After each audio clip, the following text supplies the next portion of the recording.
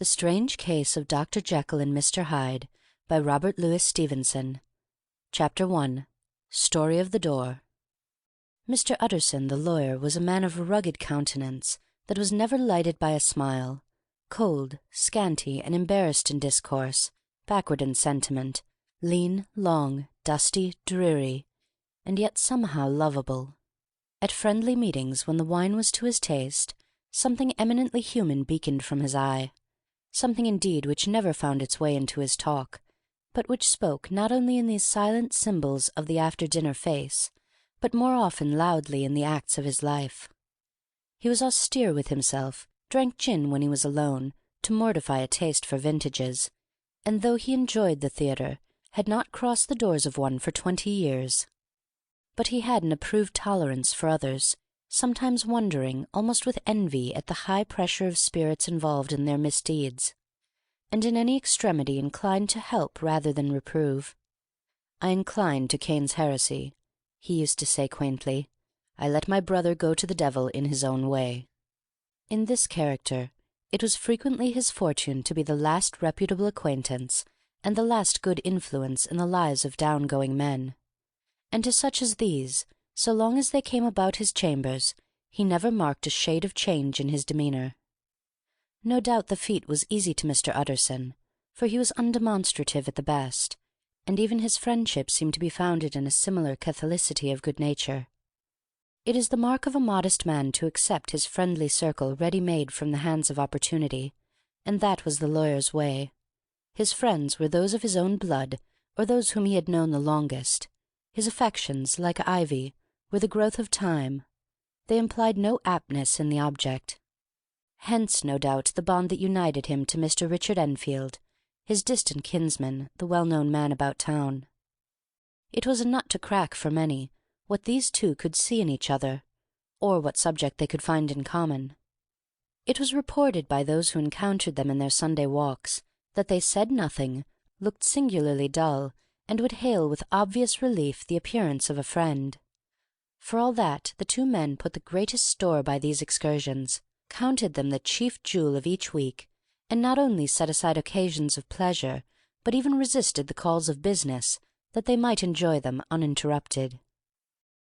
It chanced on one of these rambles that their way led them down a by-street in a busy quarter of London. The street was small and what is called quiet, but it drove a thriving trade on the week-days. The inhabitants were all doing well, it seemed, and all emulously hoping to do better still, and laying out the surplus of their gains in coquetry, so that the shop-fronts stood along that thoroughfare with an air of invitation, like rows of smiling saleswomen. Even on Sunday, when it veiled its more florid charms, and lay comparatively empty of passage, the street shone out in contrast to its dingy neighbourhood, like a fire in a forest, and with its freshly painted shutters, well-polished brasses, and general cleanliness and gaiety of note, instantly caught and pleased the eye of the passenger. 2 doors from one corner, on the left hand going east, the line was broken by the entry of a court, and just at that point a certain sinister block of building thrust forward its gable on the street. It was 2 stories high, showed no window, nothing but a door on the lower story, and a blind forehead of discoloured wall on the upper, and bore in every feature the marks of prolonged and sordid negligence. The door, which was equipped with neither bell nor knocker, was blistered and disdained. Tramps slouched into the recess, and struck matches on the panels. Children kept shop upon the steps. The schoolboy had tried his knife on the mouldings, and for close on a generation no one had appeared to drive away these random visitors or to repair their ravages. Mr. Enfield and the lawyer were on the other side of the by-street, but when they came abreast of the entry, the former lifted up his cane and pointed. "Did you ever remark that door?" he asked, and when his companion had replied in the affirmative, "It is connected in my mind," added he, "with a very odd story." "Indeed," said Mr. Utterson with a slight change of voice. "And what was that?" "Well, it was this way," returned Mr. Enfield. "I was coming home from some place at the end of the world, about 3 o'clock of a black winter morning, and my way lay through a part of town where there was literally nothing to be seen but lamps. Street after street, and the folk all asleep. Street after street, all lighted up as if for a procession, and all as empty as a church. Till at last I got into that state of mind when a man listens and listens, and begins to long for the sight of a policeman. All at once I saw two figures, one a little man who was stumping along eastward at a good walk, and the other a girl of maybe 8 or 10, who was running as hard as she was able down a cross street. Well, sir, the two ran into one another naturally enough at the corner, and then came the horrible part of the thing, for the man trampled calmly over the child's body and left her screaming on the ground. It sounds nothing to hear, but it was hellish to see. It wasn't like a man. It was like some damned juggernaut. I gave a few hello, took to my heels, collared the gentleman, and brought him back to where there was already quite a group about the screaming child. He was perfectly cool, and made no resistance, but gave me one look, so ugly that it brought out the sweat on me like running. The people who had turned out were the girl's own family, and pretty soon the doctor, for whom she had been sent, put in his appearance. Well, the child was not much the worse, more frightened according to the sawbones, and there you might have supposed would be an end to it. But there was one curious circumstance. I had taken a loathing to my gentleman at first sight. So had the child's family, which was only natural. But the doctor's case was what struck me. He was the usual cut-and-dry apothecary of no particular age and colour, with a strong Edinburgh accent, and about as emotional as a bagpipe. Well, sir, he was like the rest of us. Every time he looked at my prisoner, I saw that Sawbones turn sick and white with the desire to kill him. I knew what was in his mind, just as he knew what was in mine, and killing being out of the question, we did the next best. We told the man we could and would make such a scandal out of this as should make his name stink from one end of London to the other. If he had any friends or any credit, we undertook that he should lose them. And all the time, as we were pitching it in red hot, we were keeping the women off him as best we could, for they were wild as harpies. I never saw a circle of such hateful faces, and there was the man in the middle, with a kind of black, sneering coolness. Frightened, too, I could see that, but carrying it off, sir, really like Satan. "If you choose to make capital out of this accident," said he, "I am naturally helpless. No gentleman but wishes to avoid a scene," says he. "Name your figure." Well, we screwed him up to £100 for the child's family. He would have clearly liked to stick out, but there was something about the lot of us that meant mischief, and at last he struck. The next thing was to get the money. And where do you think he carried us but to that place with the door, whipped out a key, went in, and presently came back with the matter of £10 in gold and a cheque for the balance on Coutts, drawn payable to bearer and signed with a name that I can't mention, though it's one of the points of my story. But it was a name at least very well known and often printed. The figure was stiff, but the signature was good for more than that if it was only genuine. I took the liberty of pointing out to my gentleman that the whole business looked apocryphal, and that a man does not, in real life, walk into a cellar door at 4 in the morning and come out with another man's cheque for close upon £100. But he was quite easy and sneering. "Set your mind at rest," says he. "I will stay with you till the banks open and cash the cheque myself." So we all set off, the doctor and the child's father, and our friend and myself, and passed the rest of the night in my chambers, and next day when we had breakfasted, went in a body to the bank. I gave in the cheque myself, and I said I had every reason to believe it was a forgery. Not a bit of it. The cheque was genuine. "Tut, tut," said Mr. Utterson. "I see you feel as I do," said Mr. Enfield. "Yes, it's a bad story, for my man was a fellow that nobody could have to do with, a really damnable man, and the person that drew the cheque is the very pink of the proprieties. Celebrated, too, and, what makes it worse, one of your fellows who do what they call good. Blackmail, I suppose. An honest man paying through the nose for some of the capers of his youth. Blackmail House is what I call the place with the door in consequence, though even that, you know, is far from explaining all," he added, and with the words fell into a vein of musing. From this he was recalled by Mr. Utterson, asking rather suddenly, "And you don't know if the drawer of the cheque lives there?" "A likely place, isn't it?" returned Mr. Enfield. but I happen to have noticed his address. He lives in some square or other." "And you never asked about the place with the door?" said Mr. Utterson. "No, sir. I had a delicacy," was the reply. "I feel very strongly about putting questions. It partakes too much of the style of the Day of Judgment. You start a question, and it's like starting a stone.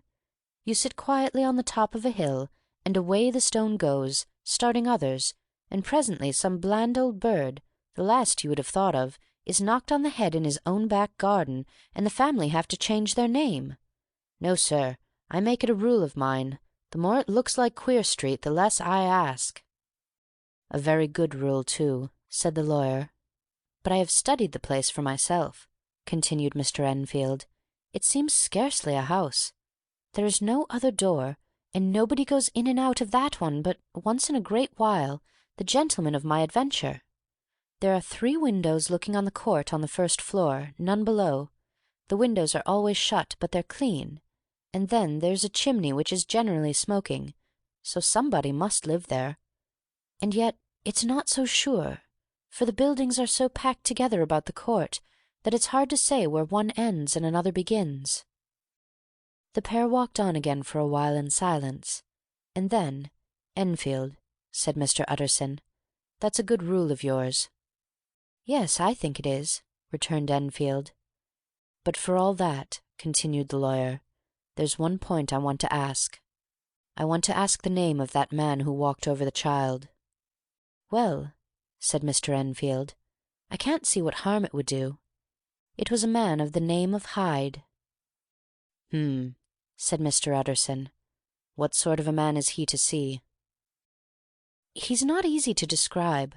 There is something wrong with his appearance, something displeasing, something downright detestable. I never saw a man I so disliked, and yet I scarce know why. He must be deformed somewhere. He gives a strong feeling of deformity, although I couldn't specify the point. He's an extraordinary-looking man, and yet I really can name nothing out of the way. No, sir, I can make no hand of it. I can't describe him, and it's not want of memory, for I declare I can see him this moment." Mr. Utterson again walked some way in silence, and obviously under a weight of consideration. "You are sure he used a key?" he inquired at last. "My dear sir," began Enfield, surprised out of himself. "Yes, I know," said Utterson. "I know it must seem strange. The fact is, if I do not ask you the name of the other party, it is because I know it already. You see, Richard, your tale has gone home. If you have been inexact in any point, you had better correct it." "I think you might have warned me," returned the other with a touch of sullenness. "But I have been pedantically exact, as you call it. The fellow had a key, and what's more, he has it still. I saw him use it not a week ago." Mr. Utterson sighed deeply, but said never a word, and the young man presently resumed. "Here's another lesson to say nothing," said he. "I am ashamed of my long tongue. Let us make a bargain never to refer to this again." "With all my heart," said the lawyer. "I shake hands on that, Richard." End of Chapter 1. Chapter 2. Search for Mr. Hyde. That evening Mr. Utterson came home to his bachelor house in sombre spirits, and sat down to dinner without relish. It was his custom of a Sunday, when this meal was over, to sit close by the fire, a volume of some dry divinity on his reading desk, until the clock of the neighbouring church rang out the hour of 12, when he would go soberly and gratefully to bed. On this night, however, as soon as the cloth was taken away, he took up a candle and went to his business room. There he opened his safe, took from the most private part of it a document endorsed on the envelope as Dr. Jekyll's will, and sat down with a clouded brow to study its contents.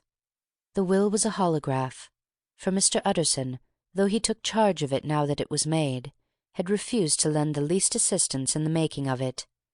It provided not only that, in case of the decease of Henry Jekyll, M.D., D.C.L., LL.D., F.R.S., etc., All his possessions were to pass into the hands of his friend and benefactor Edward Hyde, but that in case of Dr. Jekyll's disappearance or unexplained absence for any period exceeding 3 calendar months, the said Edward Hyde should step into the said Henry Jekyll's shoes without further delay and free from any burden or obligation beyond the payment of a few small sums to the members of the doctor's household.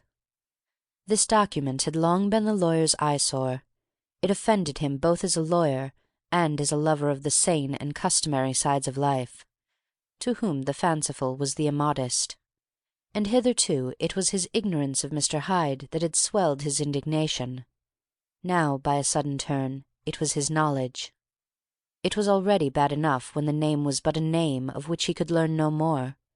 It was worse when it began to be clothed upon with detestable attributes, and out of the shifting insubstantial mists that had so long baffled his eye, there leaped up the sudden, definite presentment of a fiend. "I thought it was madness," he said as he replaced the obnoxious paper in the safe, "and now I begin to fear it is disgrace." With that he blew out his candle, put on a greatcoat, and set forth in the direction of Cavendish Square, that citadel of medicine where his friend the great Dr. Lanyon had his house and received his crowding patients. If any one knows, it will be Lanyon, he had thought. The solemn butler knew and welcomed him. He was subject to no stage of delay, but ushered direct from the door to the dining-room where Dr. Lanyon sat alone over his wine. This was a hearty, healthy, dapper, red-faced gentleman, with a shock of hair prematurely white, and a boisterous and decided manner. At sight of Mr. Utterson, he sprang up from his chair and welcomed him with both hands. The geniality, as was the way of the man, was somewhat theatrical to the eye, but it reposed on genuine feeling.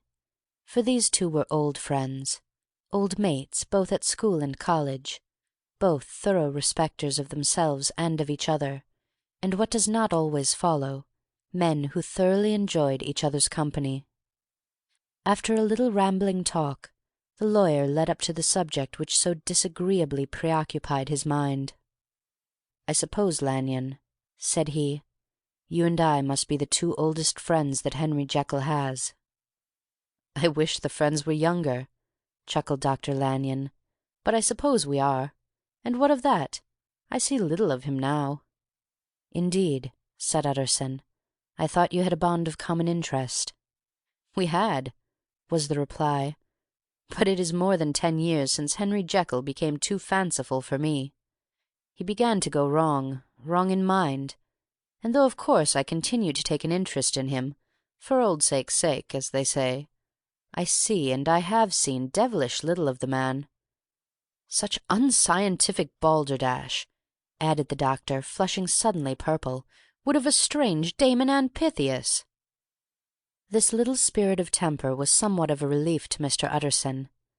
They have only differed on some point of science, he thought, and being a man of no scientific passions, except in the matter of conveyancing, he even added, "It is nothing worse than that." He gave his friend a few seconds to recover his composure, and then approached the question he had come to put. "Did you ever come across a protégé of his, one Hyde?" he asked. "Hyde?" repeated Lanyon. "No, never heard of him. Since my time." That was the amount of information the lawyer carried back with him to the great, dark bed, on which he tossed to and fro, until the small hours of the morning began to grow large. It was a night of little ease to his toiling mind, toiling in mere darkness and besieged by questions. 6 o'clock struck on the bells of the church that was so conveniently near to Mr. Utterson's dwelling, and still he was digging at the problem.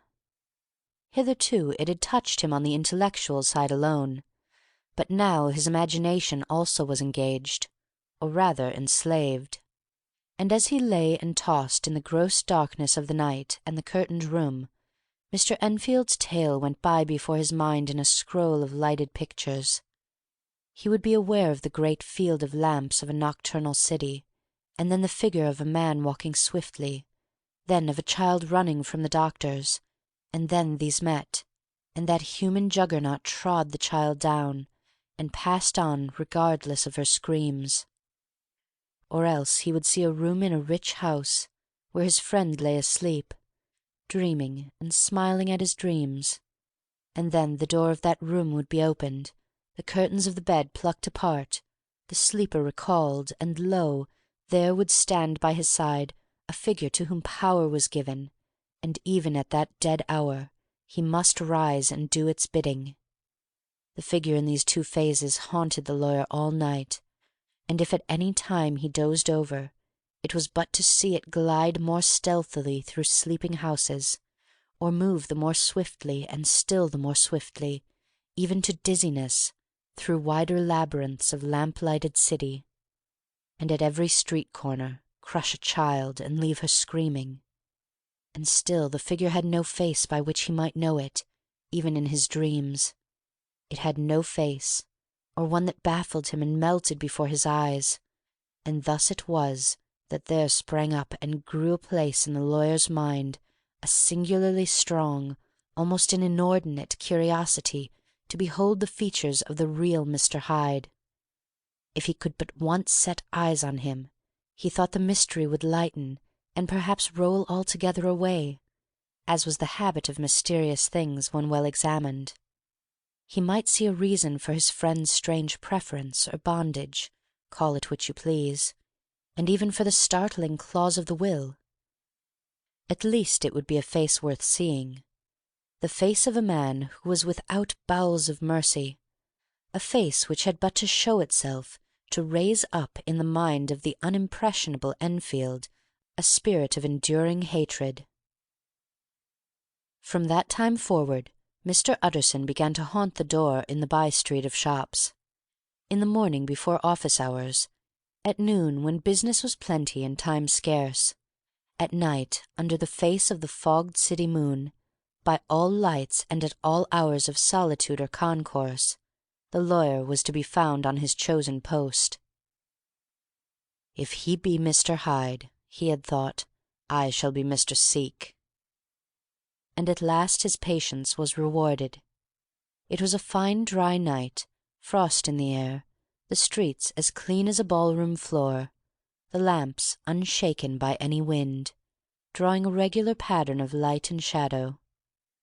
By 10 o'clock, when the shops were closed, the by-street was very solitary, and in spite of the low growl of London from all around, very silent.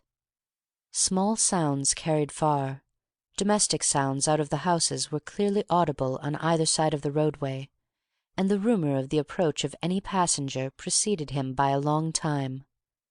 Mr. Utterson had been some minutes at his post, when he was aware of an odd light footstep drawing near. In the course of his nightly patrols he had long grown accustomed to the quaint effect which the footfalls of a single person, while he is still a great way off, suddenly spring out distinct from the vast hum and clatter of the city. Yet his attention had never before been so sharply and decisively arrested, and it was with a strong superstitious prevision of success that he withdrew into the entry of the court. The steps drew swiftly nearer, and swelled out suddenly louder as they turned the end of the street. The lawyer, looking forth from the entry, could soon see what manner of man he had to deal with. He was small and very plainly dressed, and the look of him even at that distance went somehow strongly against the watcher's inclination. But he made straight for the door, crossing the road to save time, and as he came he drew a key from his pocket like one approaching home. Mr. Utterson stepped out and touched him on the shoulder as he passed. "Mr. Hyde, I think?" Mr. Hyde shrank back with a hissing intake of the breath. But his fear was only momentary, and though he did not look the lawyer in the face, he answered coolly enough, "That is my name. What do you want?" "I see you are going in," returned the lawyer. "I am an old friend of Dr. Jekyll's, Mr. Utterson of Gaunt Street. You must have heard my name, and meeting you so conveniently, I thought you might admit me." "You will not find Dr. Jekyll. He is from home," replied Mr. Hyde, blowing in the key, and then suddenly, but still without looking up, "How did you know me?" he asked. "On your side," said Mr. Utterson. "Will you do me a favour?" "With pleasure," replied the other. "What shall it be?" "Will you let me see your face?" asked the lawyer. Mr. Hyde appeared to hesitate, and then, as if upon some sudden reflection, fronted about with an air of defiance, and the pair stared at each other pretty fixedly for a few seconds. "Now I shall know you again," said Mr. Utterson. "It may be useful." "Yes," returned Mr. Hyde. "It is as well we have met, and apropos, you should have my address." And he gave a number of a street in Soho. "Good God!" thought Mr. Utterson. "Can he too have been thinking of the will?" But he kept his feelings to himself, and only grunted in acknowledgment of the address. "And now," said the other, "how did you know me?" "By description," was the reply. "Whose description?" "We have common friends," said Mr. Utterson. "Common friends," echoed Mr. Hyde a little hoarsely. "Who are they?" "Jekyll, for instance," said the lawyer. "He never told you!" cried Mr. Hyde with a flush of anger. "I did not think you would have lied." "Come," said Mr. Utterson, "that is not fitting language." The other snarled aloud into a savage laugh, and the next moment, with extraordinary quickness, he had unlocked the door and disappeared into the house. The lawyer stood a while when Mr. Hyde had left him, the picture of disquietude. Then he began slowly to mount the street, pausing every step or two, and putting his hand to his brow, like a man in mental perplexity. The problem he was thus debating as he walked was one of a class that is rarely solved. Mr. Hyde was pale and dwarfish. He gave an impression of deformity, without any nameable malformation. He had a displeasing smile. He had borne himself to the lawyer with a sort of murderous mixture of timidity and boldness, and he spoke with a husky, whispering, and somewhat broken voice. All these were points against him, but not all of these together could explain the hitherto unknown disgust, loathing, and fear with which Mr. Utterson regarded him. "There must be something else," said the perplexed gentleman. "There is something more, if I could find a name for it. God bless me, the man seems hardly human. Something troglodytic, shall we say? Or can it be the old story of Dr. Fell? Or is it the mere radiance of a foul soul that thus transpires through and transfigures its clay content? The last, I think, for, oh, my poor old Harry Jekyll, if I ever read Satan's signature upon a face, it is on that of your new friend." Round the corner from the by-street there was a square of ancient, handsome houses, now for the most part decayed from their high estate, and let in flats and chambers to all sorts and conditions of men, map engravers, architects, shady lawyers, and the agents of obscure enterprise. One house, however, second from the corner, was still occupied entire, and at the door of this, which wore a great air of wealth and comfort, though it was now plunged in darkness, except for the fanlight, Mr. Utterson stopped and knocked. A well-dressed elderly servant opened the door. "Is Dr. Jekyll at home, Poole?" asked the lawyer. "I will see Mr. Utterson," said Poole, admitting the visitor, as he spoke, into a large, low-roofed, comfortable hall paved with flags, warmed, after the fashion of a country house, by a bright open fire, and furnished with costly cabinets of oak. "Will you wait here by the fire, sir, or shall I give you a light in the dining-room?" "Here, thank you," said the lawyer, and he drew near and leaned on the tall fender. This hall, in which he was now left alone, was a pet fancy of his friend the doctor's, and Utterson himself was wont to speak of it as the pleasantest room in London. But to-night there was a shudder in his blood. The face of Hyde sat heavy on his memory. He felt, what was rare with him, a nausea and distaste of life, and in the gloom of his spirits he seemed to read a menace in the flickering of the firelight on the polished cabinets and the uneasy starting of the shadow on the roof. He was ashamed of his relief when Poole presently returned to announce that Dr. Jekyll was gone out. "I saw Mr. Hyde go in by the old dissecting-room, Poole," he said. "Is that right when Dr. Jekyll is from home?" "Quite right, Mr. Utterson, sir," replied the servant. "Mr. Hyde has a key." "Your master seems to repose a great deal of trust in that young man, Poole," resumed the other musingly. "Yes, sir, he does indeed," said Poole. "We have all orders to obey him." "I do not think I ever met Mr. Hyde?" asked Utterson. "Oh dear no, sir. He never dines here," replied the butler. "Indeed, we see very little of him on this side of the house. He mostly comes and goes by the laboratory." "Well, good night, Poole. Good night, Mr. Utterson." And the lawyer set out homeward with a very heavy heart. "Poor Harry Jekyll," he thought. "My mind misgives me he is in deep waters. He was wild when he was young, a long while ago to be sure, but in the law of God there is no statute of limitations. Aye, it must be that. The ghost of some old sin, the cancer of some concealed disgrace, punishment coming, pede claudo, years after memory is forgotten and self-love condoned the fault." And the lawyer, scared on by the thought, brooded a while on his own past, groping in all the corners of memory, lest by chance some jack-in-the-box of an old iniquity should leap to light there. His past was fairly blameless. Few men could read the rolls of their life with less apprehension, yet he was humbled to the dust by the many ill things he had done, and raised up again into a sober and fearful gratitude by the many he had come so near to doing, yet avoided. And then, by a return on his former subject, he conceived a spark of hope. This Master Hyde, if he were studied, thought he, must have secrets of his own, black secrets by the look of him, secrets compared to which poor Jekyll's worst would be like sunshine. Things cannot continue as they are. It turns me cold to think of this creature stealing like a thief to Harry's bedside. Poor Harry, what a waking! And the danger of it, for if this Hyde suspects the existence of the will, he may grow impatient to inherit. Aye, I must put my shoulders to the wheel, if Jekyll will but let me," he added, "if Jekyll will only let me."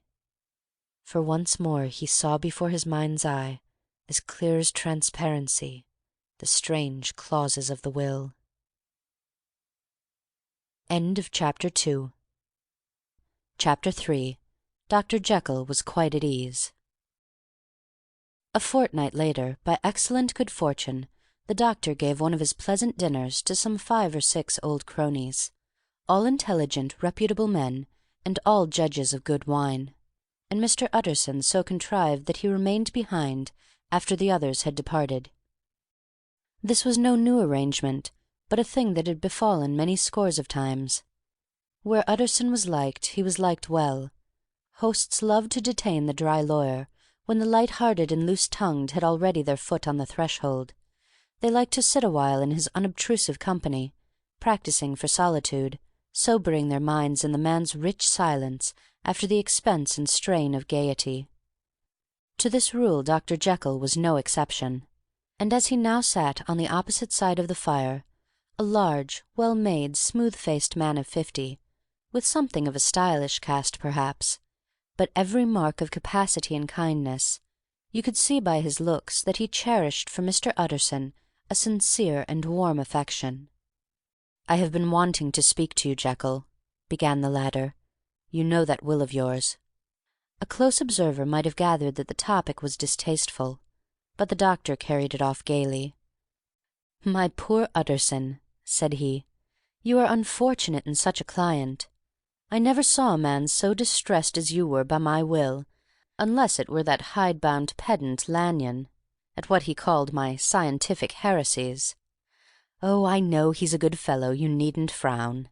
An excellent fellow, and I always meant to see more of him, but a hide-bound pedant for all that, an ignorant, blatant pedant. I was never more disappointed in any man than Lanyon." "You know I never approved of it," pursued Utterson, ruthlessly disregarding the fresh topic. "My will? Yes, certainly, I know that," said the doctor, a trifle sharply.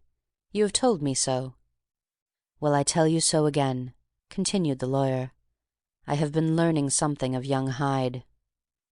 The large, handsome face of Dr. Jekyll grew pale to the very lips, and there came a blackness about his eyes. "I do not care to hear more," said he. "This is a matter I thought we had agreed to drop." "What I heard was abominable," said Utterson. "It can make no change. You do not understand my position," returned the doctor with a certain incoherency of manner. "I am painfully situated, Utterson. My position is a very strange one. It is one of those affairs that cannot be mended by talking." "Jekyll," said Utterson, "you know me. I am a man to be trusted. Make a clean breast of this in confidence, and I make no doubt I can get you out of it." "My good Utterson," said the doctor, "this is very good of you. This is downright good of you, and I cannot find words to thank you in. I believe you fully. I would trust you before any man alive, aye, before myself, if I could make the choice. But indeed it isn't what you fancy. It is not as bad as that. And just to put your good heart at rest, I will tell you one thing. The moment I choose, I can be rid of Mr. Hyde. I give you my hand upon that, and I thank you again and again. And I will just add one little word, Utterson, that I'm sure you'll take in good part. This is a private matter, and I beg of you to let it sleep." Utterson reflected a little, looking in the fire. "I have no doubt you are perfectly right," he said at last, getting to his feet. "Well, but since we have touched upon this business, and for the last time, I hope," continued the doctor, "there is one point I should like you to understand. I have really a very great interest in poor Hyde. I know you have seen him. He told me so. And I fear he was rude. But I do sincerely take a very great interest in that young man. And if I am taken away, Utterson, I wish you to promise me that you will bear with him and get his rights for him. I think you would if you knew all. And it would be a weight off my mind if you would promise." "I can't pretend that I shall ever like him," said the lawyer. "I don't ask that," pleaded Jekyll, laying his hand upon the other's arm. "I only ask for justice. I only ask you to help him for my sake when I am no longer here." Utterson heaved an irrepressible sigh. "Well," said he, "I promise." End of Chapter 3. Chapter 4. The Carew Murder Case. Nearly a year later, in the month of October 18 , London was startled by a crime of singular ferocity, and rendered all the more notable by the high position of the victim. The details were few and startling. A maidservant, living alone in a house not far from the river, had gone upstairs to bed about 11. Although a fog rolled over the city in the small hours, the early part of the night was cloudless, and the lane, which the maid's window overlooked, was brilliantly lit by the full moon. It seems she was romantically given, for she sat down upon her box, which stood immediately under the window, and fell into a dream of musing. Never, she used to say with streaming tears when she narrated the experience, never had she felt more at peace with all men or thought more kindly of the world. And as she so sat, she became aware of an aged, beautiful gentleman with white hair, drawing near along the lane, and advancing to meet him, another and very small gentleman, to whom at first she paid less attention. When they had come within speech, which was just under the maid's eyes, the older man bowed and accosted the other with a very pretty manner of politeness. It did not seem as if the subject of his address were of great importance. Indeed, from his pointing, it sometimes appeared as if he were only inquiring his way. But the moon shone on his face as he spoke, and the girl was pleased to watch it. It seemed to breathe such an innocent and old-world kindness of disposition, yet with something high, too, as of a well-founded self-content. Presently her eye wandered to the other, and she was surprised to recognize in him a certain Mr. Hyde, who had once visited her master, and for whom she had conceived a dislike. He had in his hand a heavy cane, with which he was trifling, but he answered never a word, and seemed to listen with an ill-contained impatience. And then, all of a sudden, he broke out in a great flame of anger, stamping with his foot, brandishing the cane, and carrying on, as the maid described it, like a madman. The old gentleman took a step back, with the air of one very much surprised and a trifle hurt. And at that Mr. Hyde broke out of all bounds and clubbed him to the earth. And next moment, with ape-like fury, he was trampling his victim under foot and hailing down a storm of blows, under which the bones were audibly shattered and the body jumped upon the roadway. At the horror of these sights and sounds, the maid fainted. It was 2 o'clock when she came to herself and called for the police. The murderer was gone long ago, but there lay his victim in the middle of the lane, incredibly mangled. The stick with which the deed had been done, although it was of some rare and very tough and heavy wood, had broken in the middle under the stress of this insensate cruelty, and one splintered half had rolled in the neighbouring gutter, the other, without doubt, had been carried away by the murderer. A purse and a gold watch were found upon the victim, but no cards or papers, except a sealed and stamped envelope, which he had been probably carrying to the post, and which bore the name and address of Mr. Utterson. This was brought to the lawyer the next morning, before he was out of bed, and he had no sooner seen it and been told the circumstances than he shot out a solemn lip. "I shall say nothing till I have seen the body," said he. "This may be very serious. Have the kindness to wait while I dress." And with the same grave countenance he hurried through his breakfast and drove to the police station, whither the body had been carried. As soon as he came into the cell, he nodded. "Yes," said he, "I recognize him. I am sorry to say that this is Sir Danvers Carew." "Good God, sir!" exclaimed the officer. "Is it possible?" And the next moment his eyes lighted up with professional ambition. "This will make a deal of noise," he said, "and perhaps you can help us to the man." And he briefly narrated what the maid had seen, and showed the broken stick. Mr. Utterson had already quailed at the name of Hyde, but when the stick was laid before him, he could doubt no longer. Broken and battered as it was, he recognized it for one that he himself had presented many years before to Henry Jekyll. "Is this Mr. Hyde a person of small stature?" he inquired. "Particularly small and particularly wicked-looking is what the maid calls him," said the officer. Mr. Utterson reflected, and then, raising his head, "If you will come with me in my cab," he said, "I think I can take you to his house." It was by this time about 9 in the morning, and the first fog of the season. A great chocolate-covered pall lowered over heaven, but the wind was continually charging and routing these embattled vapours, so that as the cab crawled from street to street, Mr. Utterson beheld a marvellous number of degrees and hues of twilight, for here it would be dark like the back end of evening, and there would be a glow of a rich lurid brown, like the light of some strange conflagration, and here, for a moment, the fog would be quite broken up, and a haggard shaft of daylight would glance in between the swirling wreaths.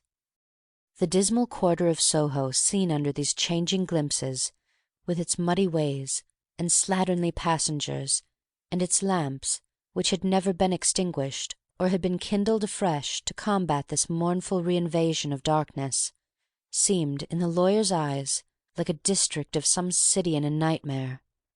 The thoughts of his mind, besides, were of the gloomiest dye, and when he glanced at the companion of his drive, he was conscious of some touch of that terror of the law and the law's officers which may at times assail the most honest.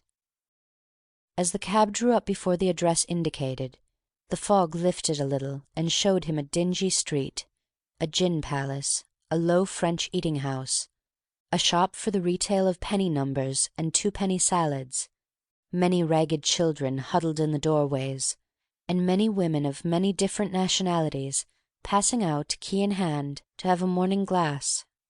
And the next moment the fog settled down again upon that part, as brown as umber, and cut him off from his blackguardly surroundings. This was the home of Henry Jekyll's favourite, a man who was heir to 250,000 sterling. An ivory-faced and silvery-haired old woman opened the door. She had an evil face, smoothed by hypocrisy, but her manners were excellent. Yes, she said, this was Mr. Hyde's, but he was not at home. He had been in that night very late, but he had gone away again in less than an hour. There was nothing strange in that. His habits were very irregular, and he was often absent. For instance, it was nearly 2 months since she had seen him, till yesterday. "Very well, then, we wish to see his rooms," said the lawyer, and when the woman began to declare it was impossible, "I had better tell you who this person is," he added. "This is Inspector Newcomen of Scotland Yard." A flash of odious joy appeared upon the woman's face. "Ah!" said she, "he is in trouble. What has he done?" Mr. Utterson and the inspector exchanged glances. "He don't seem a very popular character," observed the latter.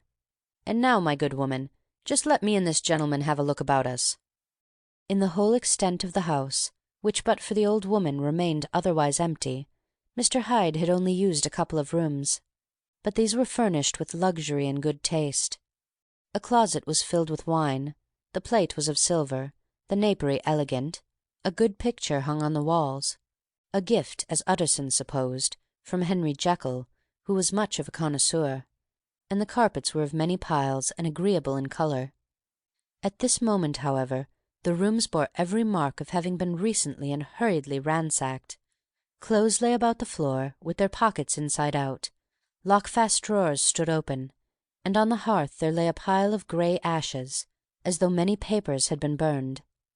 From these embers the inspector disinterred the butt end of a green cheque-book, which had resisted the action of the fire.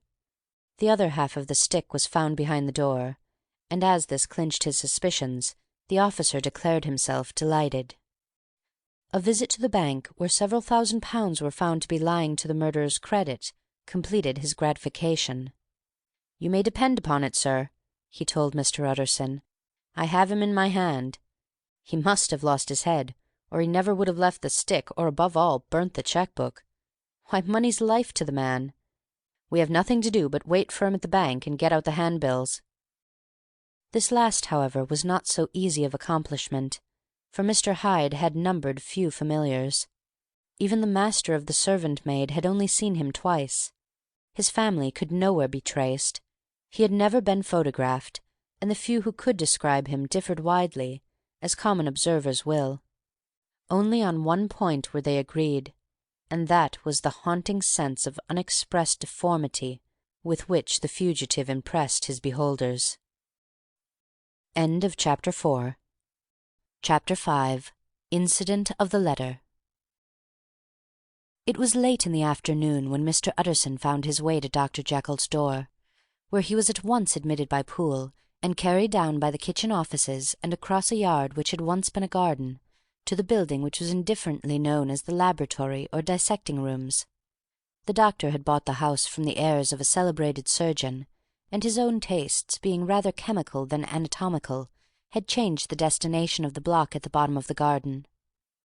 It was the first time that the lawyer had been received in that part of his friend's quarters, and he eyed the dingy windowless structure with curiosity, and gazed around with a distasteful sense of strangeness as he crossed the theatre, once crowded with eager students and now lying gaunt and silent, the tables laden with chemical apparatus, the floors strewn with crates and littered with packing straw, and the light falling dimly through the foggy cupola. At the further end a flight of stairs mounted to a door covered with red baize, and through this Mr. Utterson was at last received into the doctor's cabinet. It was a large room fitted round with glass presses, furnished, among other things, with a cheval-glass and a business table, and looking out upon the court by 3 dusty windows barred with iron. The fire burnt in the grate. A lamp was set lighted on the chimney-shelf, for even in the houses the fog began to lie thickly, and there, close up to the warmth, sat Dr. Jekyll, looking deathly sick. He did not rise to meet his visitor, but held out a cold hand and bade him welcome in a changed voice. "And now," said Mr. Utterson as soon as Poole had left them, "you have heard the news?" The doctor shuddered. "They were crying it in the square," he said. "I heard them in my dining-room." "One word," said the lawyer. "Carew was my client, but so are you, and I want to know what I am doing. You have not been mad enough to hide this fellow?" "Utterson, I swear to God," cried the doctor, "I swear to God I will never set eyes on him again. I bind my honour to you that I am done with him in this world. It is all at an end. And indeed he does not want my help. You do not know him as I do. He is safe. He is quite safe. Mark my words, he will never more be heard of." The lawyer listened gloomily. He did not like his friend's feverish manner. "You seem pretty sure of him," said he, "and for your sake I hope you may be right. If it came to a trial, your name might appear." "I am quite sure of him," replied Jekyll. "I have grounds for certainty that I cannot share with anyone. But there is one thing on which you may advise me. I have received a letter, and I am at a loss whether I should show it to the police. I should like to leave it in your hands, Utterson. You would judge wisely, I am sure. I have so great a trust in you." "You fear, I suppose, that it might lead to his detection?" asked the lawyer. "No," said the other. "I cannot say that I care what becomes of Hyde. I am quite done with him. I was thinking of my own character, which this hateful business has rather exposed." Utterson ruminated a while. He was surprised at his friend's selfishness, and yet relieved by it. "Well," said he at last, "let me see the letter." The letter was written in an odd upright hand and signed Edward Hyde, and it signified, briefly enough, that the writer's benefactor, Dr. Jekyll, whom he had so long unworthily repaid for 1,000 generosities, need labour under no alarm for his safety, as he had means of escape on which he placed a sure dependence. The lawyer liked this letter well enough. It put a better colour on the intimacy than he had looked for, and he blamed himself for some of his past suspicions. "Have you the envelope?" he asked. "I burned it," replied Jekyll, "before I thought what I was about. But it bore no postmark. The note was handed in." "Shall I keep this and sleep upon it?" asked Utterson. "I wish you to judge for me entirely," was the reply. "I have lost confidence in myself." "Well, I shall consider," returned the lawyer. "And now, one word more. It was Hyde who dictated the terms in your will about that disappearance?" The doctor seemed seized with a qualm of faintness. He shut his mouth tight and nodded. "I knew it," said Utterson. "He meant to murder you. You had a fine escape." "I have had what is far more to the purpose," returned the doctor solemnly. "I have had a lesson. O God, Utterson, what a lesson I have had!" And he covered his face for a moment with his hands. On his way out the lawyer stopped and had a word or two with Poole. "By the by," said he, "there was a letter handed in to-day. What was the messenger like?"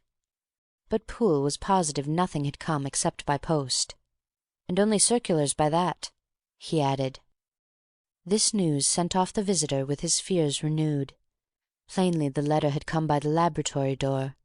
Possibly, indeed, it had been written in the cabinet, and if that were so, it must be differently judged, and handled with more caution. The newsboys, as he went, were crying themselves hoarse along the footways. "Special edition! Shocking murder of an MP!" That was the funeral oration of one friend and client, and he could not help a certain apprehension lest the good name of another should be sucked down in the eddy of the scandal.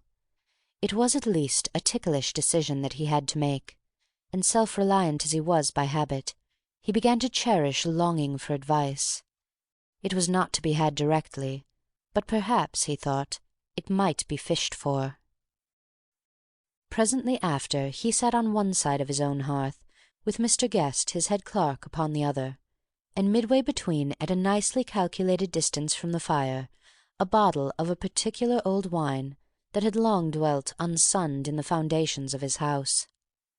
The fog still slept on the wing above the drowned city, where the lamps glimmered like carbuncles, and through the muffle and smother of these fallen clouds the procession of the town's life was still rolling in through the great arteries with a sound as of a mighty wind. But the room was gay with firelight. In the bottle the acids were long ago resolved. The imperial dye had softened with time, as the colour grows richer in stained windows, and the glow of hot autumn afternoons on hillside vineyards was ready to be set free and to disperse the fogs of London. Insensibly the lawyer melted. There was no man from whom he kept fewer secrets than Mr. Guest, and he was not always sure that he kept as many as he meant. Guest had often been on business to the doctor's. He knew Poole. He could scarce have failed to hear of Mr. Hyde's familiarity about the house. He might draw conclusions. Was it not well, then, that he should see a letter which put that mystery to right? And above all, since Guest, being a great student and critic of handwriting, would consider the step natural and obliging. The clerk, besides, was a man of counsel. He could scarce read so strange a document without dropping a remark, and by that remark Mr. Utterson might shape his future course. "This is a sad business about Sir Danvers," he said. "Yes, sir, indeed. It has elicited a great deal of public feeling," returned Guest. "The man, of course, was mad." "I should like to hear your views on that," replied Utterson. "I have a document here in his handwriting. It is between ourselves, for I scarce know what to do about it. It is an ugly business at the best, but there it is. Quite in your way, a murderer's autograph."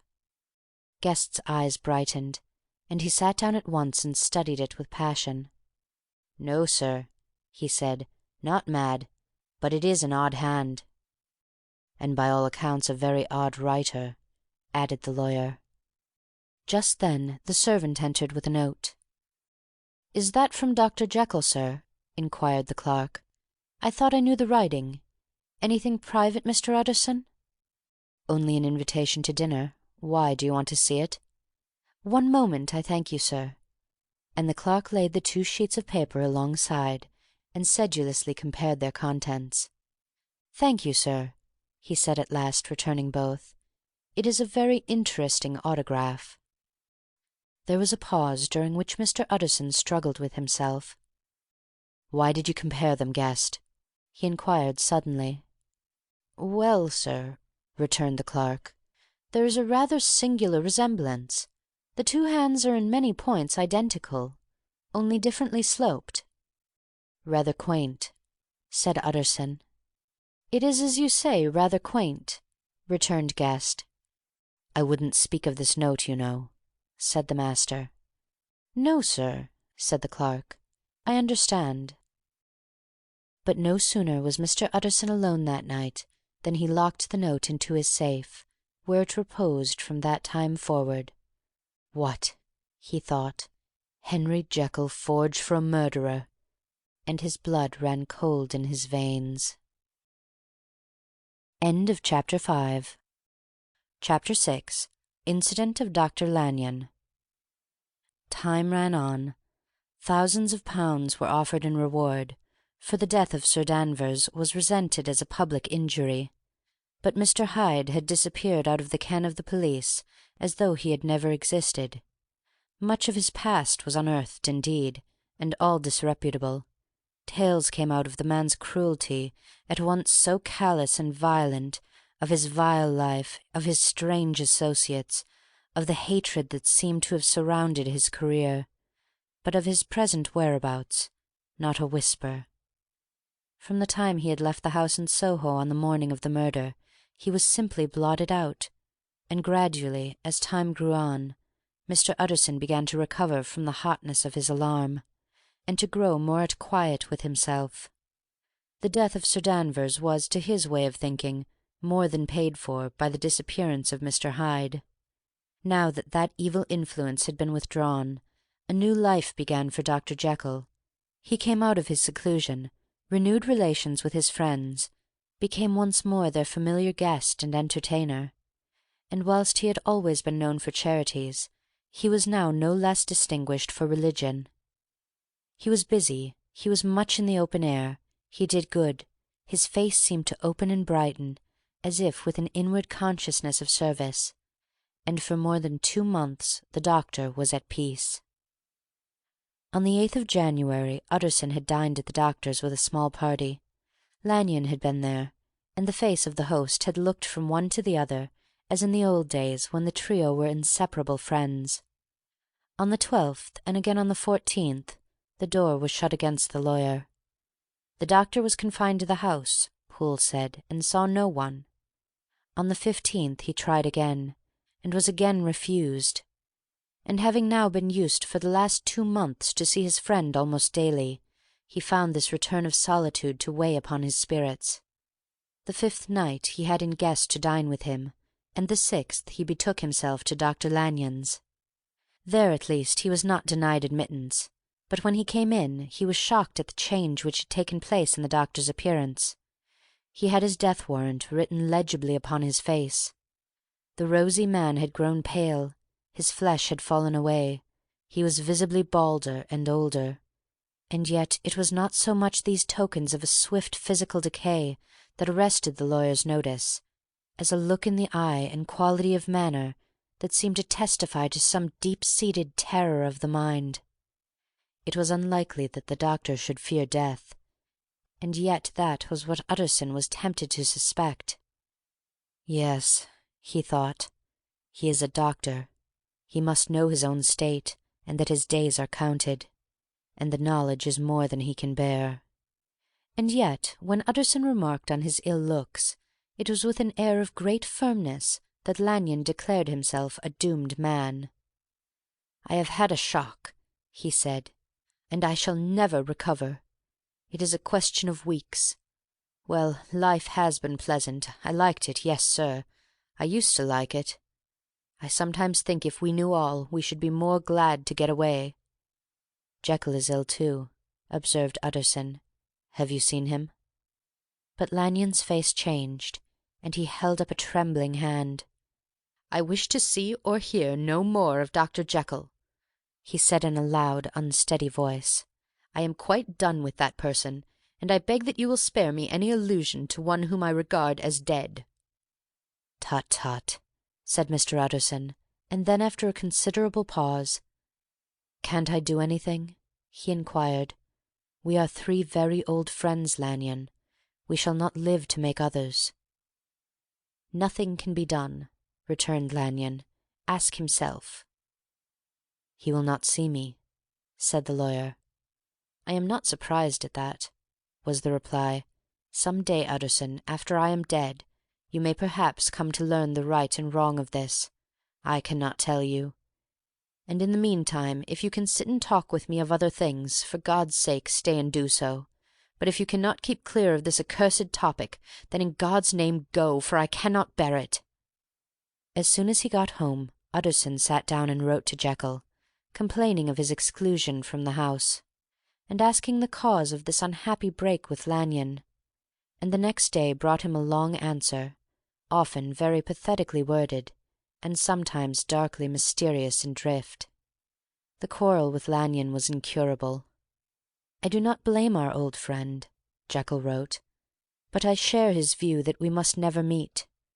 I mean from henceforth to lead a life of extreme seclusion. You must not be surprised, nor must you doubt my friendship, if my door is often shut, even to you. You must suffer me to go my own dark way. I have brought on myself a punishment and a danger that I cannot name. If I am the chief of sinners, I am the chief of sufferers also. I could not think that this earth contained a place for suffering and terrors so unmanning, and you can do but one thing, Utterson, to lighten this destiny, and that is to respect my silence." Utterson was amazed. The dark influence of Hyde had been withdrawn. The doctor had returned to his old tasks and amities. A week ago the prospect had smiled with every promise of a cheerful and an honoured age. And now, in a moment, friendship and peace of mind, and the whole tenor of his life were wrecked. So great and unprepared a change pointed to madness, but in view of Lanyon's manner and words, there must lie for it some deeper ground. A week afterwards Dr. Lanyon took to his bed, and in something less than a fortnight he was dead. The night after the funeral, at which he had been sadly affected, Utterson locked the door of his business room, and sitting there by the light of a melancholy candle, drew out and set before him an envelope addressed by the hand and sealed with the seal of his dead friend. Private, for the hands of G. J. Utterson alone, and in case of his predecease to be destroyed unread. So it was emphatically superscribed, and the lawyer dreaded to behold the contents. "I have buried one friend to-day," he thought. "What if this should cost me another?" And then he condemned the fear as a disloyalty, and broke the seal. Within there was another enclosure, likewise sealed, and marked upon the cover as not to be opened till the death or disappearance of Dr. Henry Jekyll. Utterson could not trust his eyes. Yes, it was disappearance, here again, as in the mad will which he had so long ago restored to its author. Here again were the idea of a disappearance, and the name of Henry Jekyll bracketed.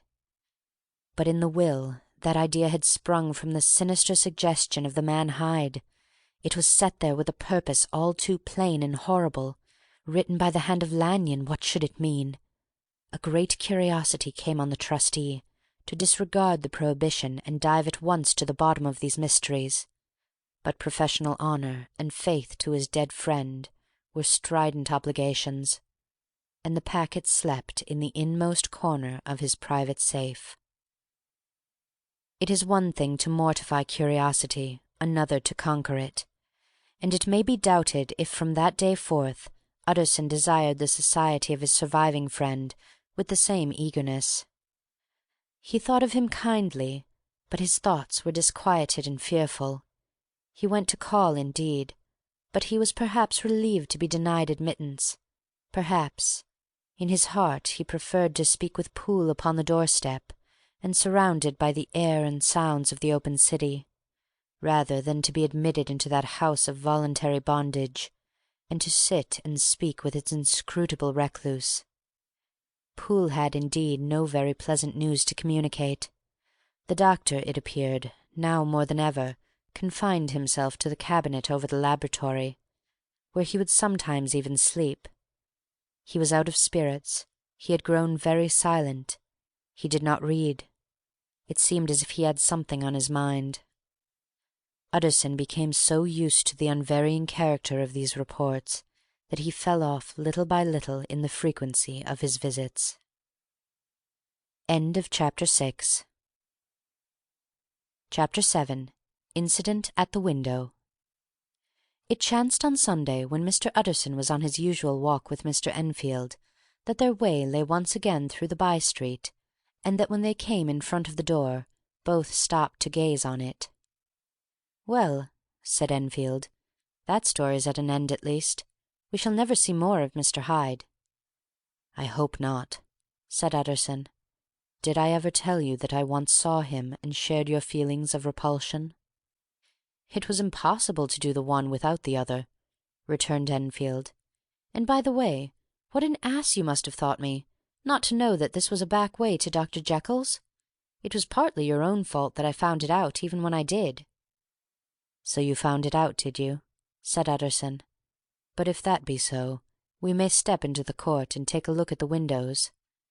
To tell you the truth, I am uneasy about poor Jekyll, and even outside I feel as if the presence of a friend might do him good." The court was very cool and a little damp, and full of premature twilight, although the sky high up overhead was still bright with sunset. The middle one of the three windows was half-way open, and sitting close beside it, taking the air with an infinite sadness of mien, like some disconsolate prisoner, Utterson saw Dr. Jekyll. "What, Jekyll?" he cried. "I trust you are better." "I am very low, Utterson," replied the doctor drearily. "Very low. It will not last long, thank God." "You stay too much indoors," said the lawyer. "You should be out, whipping up the circulation, like Mr. Enfield and me. This is my cousin, Mr. Enfield, Dr. Jekyll. Come now, get your hat and take a quick turn with us." "You are very good," sighed the other. "I should like very much, but no, no, no, it is quite impossible. I dare not, but indeed, Utterson, I am very glad to see you. This is really a great pleasure. I would ask you and Mr. Enfield up, but the place is really not fit." "Why, then," said the lawyer good-naturedly, "the best thing we can do is to stay down here and speak with you from where we are." "That is just what I was about to venture to propose," returned the doctor with a smile, but the words were hardly uttered before the smile was struck out of his face, and succeeded by an expression of such abject terror and despair as froze the very blood of the two gentlemen below. They saw it but for a glimpse, for the window was instantly thrust down, but that glimpse had been sufficient, and they turned and left the court without a word. In silence, too, they traversed the by-street, and it was not until they had come into a neighbouring thoroughfare, where even upon a Sunday there were still some stirrings of life, that Mr. Utterson at last turned and looked at his companion. They were both pale, and there was an answering horror in their eyes. "God forgive us," said Mr. Utterson. But Mr. Enfield only nodded his head very seriously, and walked on once more in silence. End of Chapter 7. Chapter 8. The Last Night. Mr. Utterson was sitting by his fireside one evening after dinner, when he was surprised to receive a visit from Poole. "Bless me, Poole, what brings you here?" he cried, and then taking a second look at him, "What ails you?" He added, "Is the doctor ill?" "Mr. Utterson," said the man, "there is something wrong." "Take a seat, and here is a glass of wine for you," said the lawyer. "Now take your time, and tell me plainly what you want." "You know the doctor's way, sir," replied Poole, "and how he shuts himself up. Well, he's shut up again in the cabinet, and I don't like it, sir. I wish I may die if I like it. Mr. Utterson, sir, I'm afraid." "Now, my good man," said the lawyer, "be explicit. What are you afraid of?" "I've been afraid for about a week," returned Poole, doggedly disregarding the question, "and I can bear it no more." The man's appearance amply bore out his words. His manner was altered for the worse, and except for the moment when he had first announced his terror, he had not once looked the lawyer in the face. Even now he sat with the glass of wine untasted on his knee, and his eyes directed to a corner of the floor. "I can bear it no more," he repeated. "Come," said the lawyer. "I see you have some good reason, Poole. I see there is something seriously amiss. Try to tell me what it is." "I think there's been foul play," said Poole hoarsely.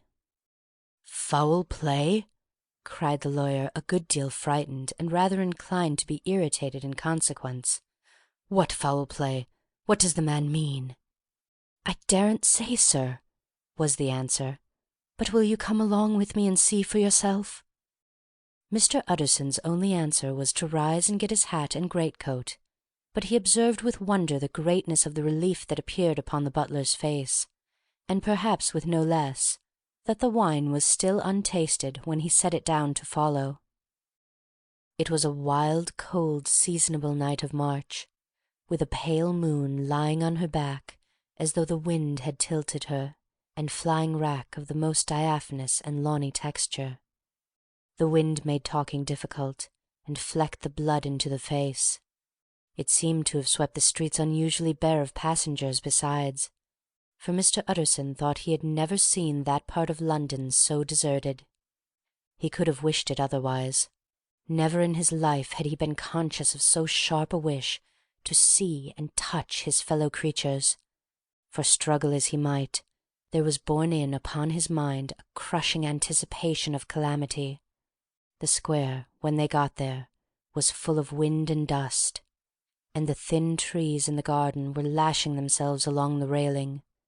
Poole, who had kept all the way a pace or two ahead, now pulled up in the middle of the pavement, and in spite of the biting weather, took off his hat, and mopped his brow with a red pocket-handkerchief. But for all the hurry of his coming, these were not the dews of exertion that he wiped away, but the moisture of some strangling anguish. For his face was white, and his voice, when he spoke, harsh and broken. "Well, sir," he said, "here we are, and God grant there be nothing wrong." "Amen, Poole," said the lawyer. Thereupon the servant knocked in a very guarded manner. The door was opened on the chain, and a voice asked from within, "Is that you, Poole?" "It's all right," said Poole. "Open the door." The hall, when they entered it, was brightly lighted up. The fire was built high, and about the hearth the whole of the servants, men and women, stood huddled together like a flock of sheep. At the sight of Mr. Utterson, the housemaid broke into hysterical whimpering, and the cook, crying out, "Bless God, it's Mr. Utterson!" ran forward as if to take him in her arms. "What? What? Are you all here?" said the lawyer peevishly. "Very irregular, very unseemly. Your master would be far from pleased." "They're all afraid," said Poole. Blank silence followed, no one protesting. Only the maid lifted her voice and now wept loudly. "Hold your tongue," Poole said to her, with a ferocity of accent that testified to his own jangled nerves. And indeed, when the girl had so suddenly raised the note of her lamentation, they had all started and turned towards the inner door with faces of dreadful expectation. "And now," continued the butler, addressing the knife-boy, "reach me a candle, and we'll get this through hands at once." And then he begged Mr. Utterson to follow him, and led the way to the back garden. "Now, sir," said he, "you come as gently as you can. I want you to hear, and I don't want you to be heard. And see here, sir, if by any chance he was to ask you to go in, don't go." Mr. Utterson's nerves, at this unlooked-for termination, gave a jerk that nearly threw him from his balance. But he recollected his courage and followed the butler into the laboratory building through the surgical theatre, with its lumber of crates and bottles, to the foot of the stair. Here Poole motioned him to stand on one side and listen, while he himself, setting down the candle and making a great and obvious call on his resolution, mounted the steps and knocked with a somewhat uncertain hand on the red baize of the cabinet door.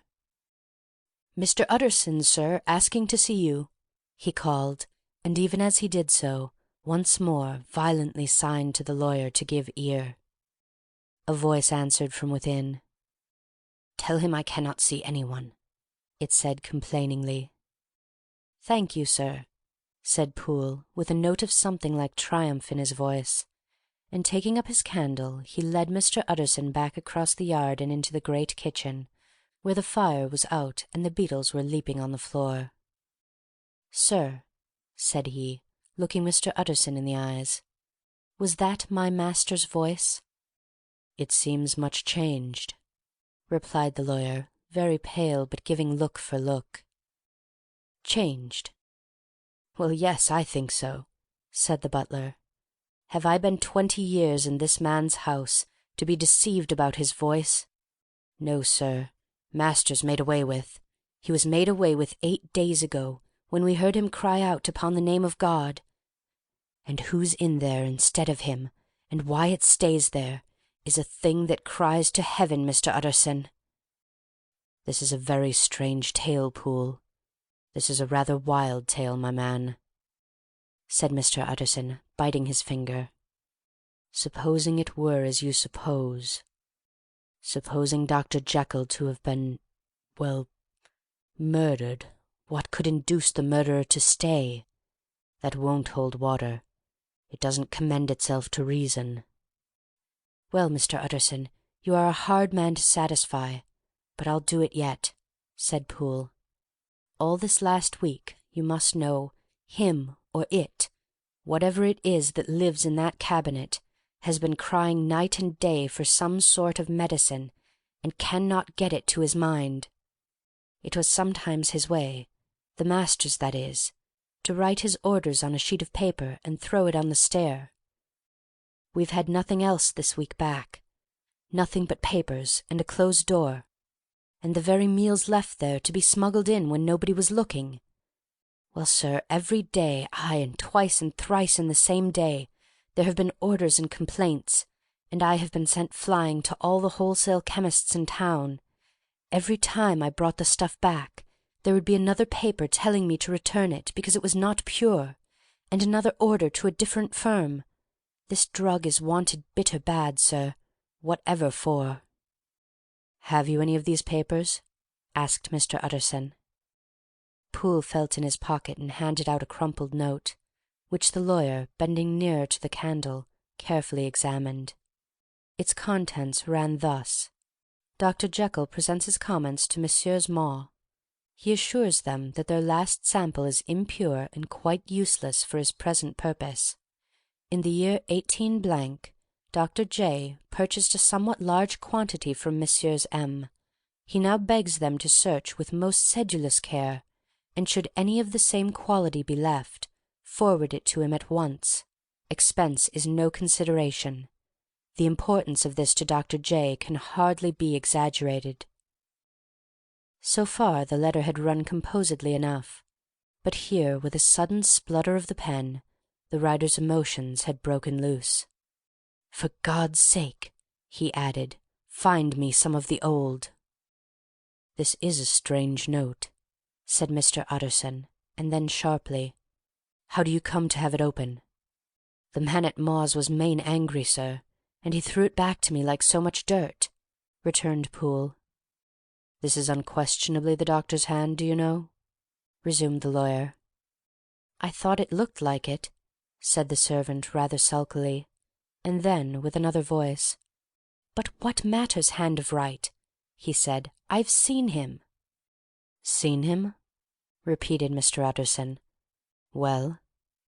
"That's it," said Poole. "It was this way. I came suddenly into the theatre from the garden. It seemed he had slipped out to look for this drug or whatever it is, for the cabinet door was open, and there he was at the far end of the room, digging among the crates. He looked up when I came in, gave a kind of cry, and whipped upstairs into the cabinet. It was but for 1 minute that I saw him, but the hair stood upon my head like quills. Sir, if that was my master, why had he a mask upon his face?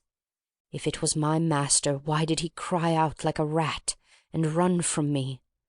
I have served him long enough. And then—" The man paused and passed his hand over his face.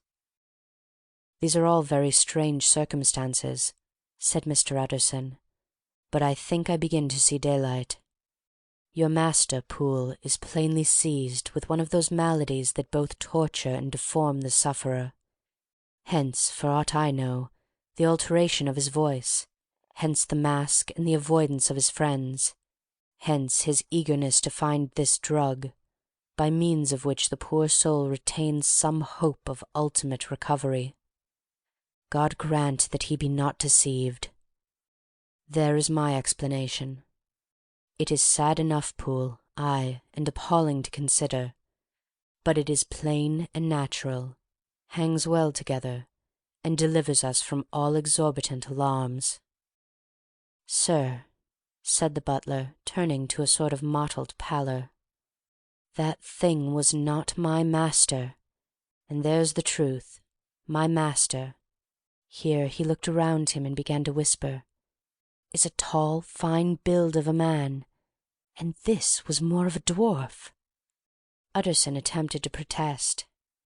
"Oh, sir," cried Poole, "do you think I do not know my master after 20 years? Do you think I do not know where his head comes to in the cabinet door, where I saw him every morning of my life? No, sir, that thing in the mask was never Dr. Jekyll. God knows what it was, but it was never Dr. Jekyll. And it is the belief of my heart that there was a murder done." "Poole," replied the lawyer, "if you say that, it will become my duty to make certain. Much as I desire to spare your master's feelings, much as I am puzzled by this note, which seems to prove him to be still alive. I shall consider it my duty to break in that door." "Ah, Mr. Utterson, that's talking!" cried the butler. "And now comes the second question," resumed Utterson. "Who is going to do it?" "Why, you and me, sir," was the undaunted reply. "That's very well said," returned the lawyer, "and whatever comes of it, I shall make it my business to see you are no loser." "There's an axe in the theatre," continued Poole, "and you might take the kitchen poker for yourself." The lawyer took that rude but weighty instrument into his hand and balanced it. "Do you know, Poole," he said, looking up, "that you and I are about to place ourselves in a position of some peril?" "You may say so, sir, indeed," returned the butler. "It is well, then, that we should be frank," said the other. "We both think more than we have said. Let us make a clean breast. This masked figure that you saw, did you recognize it?" "Well, sir, it went so quick, and the creature was so doubled up that I could hardly swear to that," was the answer. "But if you mean, was it Mr. Hyde? Why, yes, I think it was. You see, it was much of the same bigness, and it had the same quick, light way with it. And then who else could have got in by the laboratory door? You have not forgotten, sir, that at the time of the murder he still had the key with him. But that's not all. I don't know, Mr. Utterson, if you ever met this Mr. Hyde."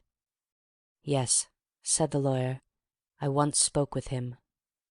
"Then you must know as well as the rest of us that there was something queer about that gentleman, something that gave a man a turn. I don't know rightly how to say it, sir, beyond this, that you felt in your marrow kind of cold and thin." "I own I felt something of what you describe," said Mr. Utterson. "Quite so, sir," returned Poole. "Well, when that masked thing like a monkey jumped from among the chemicals and whipped into the cabinet, it went down my spine like ice. Oh, I know it's not evidence, Mr. Utterson. I'm book-learned enough for that. But a man has his feelings, and I give you my Bible word it was Mr. Hyde." Aye," said the lawyer. "My fears incline to the same point. Evil, I fear founded. Evil was sure to come of that connection. Aye, truly, I believe you. I believe poor Harry is killed, and I believe his murderer, for what purpose God alone can tell, is still lurking in his victim's room. Well, let our name be Vengeance. Call Bradshaw." The footman came at the summons, very white and nervous. "Put yourself together, Bradshaw," said the lawyer. "This suspense, I know, is telling upon all of you, but it is now our intention to make an end of it. Poole here and I are going to force our way into the cabinet. If all is well, my shoulders are broad enough to bear the blame. Meanwhile, lest anything should really be amiss, or any malefactor seek to escape by the back, you and the boy must go round the corner with a pair of good sticks and take your post at the laboratory door. We give you 10 minutes to get to your station." As Bradshaw left, the lawyer looked at his watch. "And now, Poole, let us get to ours," he said, and taking the poker under his arm, led the way into the yard. The scud had banked over the moon, and was now quite dark.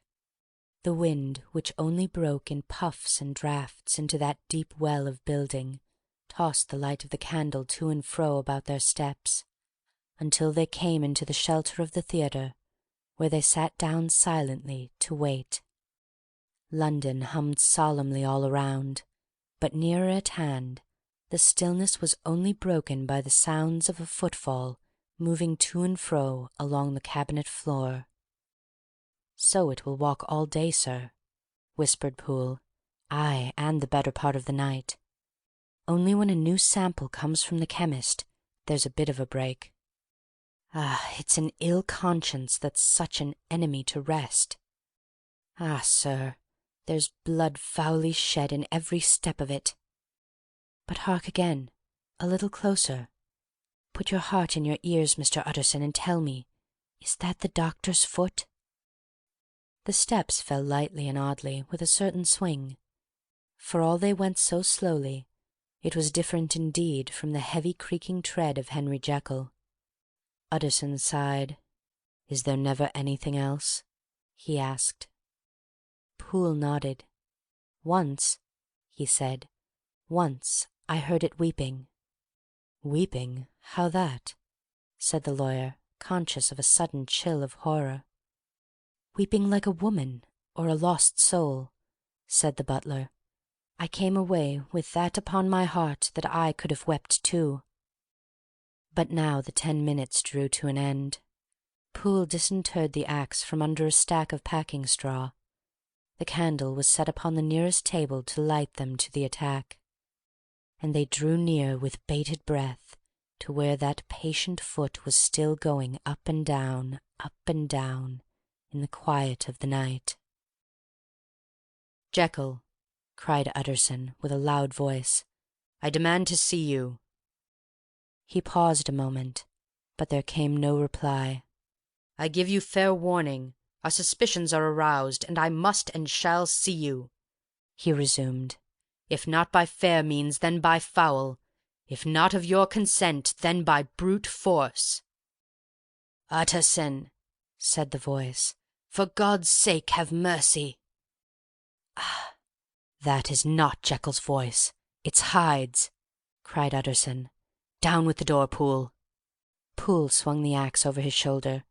The blow shook the building, and the red baize door leapt against the locks and hinges. A dismal screech, as of mere animal terror, rang from the cabinet. Up went the axe again, and again the panels crashed and the frame bounded. 4 times the blow fell, but the wood was tough and the fittings were of excellent workmanship. And it was not until the 5th that the lock burst and the wreck of the door fell inwards on the carpet. The besiegers, appalled by their own riot and the stillness that had succeeded, stood back a little and peered in. There lay the cabinet before their eyes in the quiet lamplight, a good fire glowing and chattering on the hearth, the kettle singing its thin strain, a drawer or two open, papers neatly set forth on the business table, and nearer the fire the things laid out for tea. The quietest room, you would have said, and but for the glazed presses full of chemicals, the most commonplace that night in London.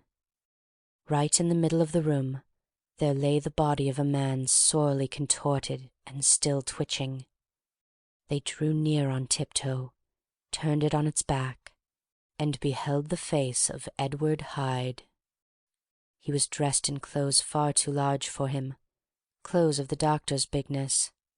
The cords of his face still moved with semblance of life, but life was quite gone, and by the crushed file in the hand and the strong smell of kernels that hung upon the air, Utterson knew that he was looking on the body of a self-destroyer. "We have come too late," he said sternly, "whether to save or punish. Hyde has gone to his account, and it only remains for us to find the body of your master." The far greater proportion of the building was occupied by the theatre, which filled almost the whole ground story and was lighted from above, and by the cabinet, which formed an upper story at one end and looked upon the court. A corridor joined the theatre to the door on the by-street, and with this the cabinet communicated separately by a second flight of stairs. There were besides a few dark closets and a spacious cellar.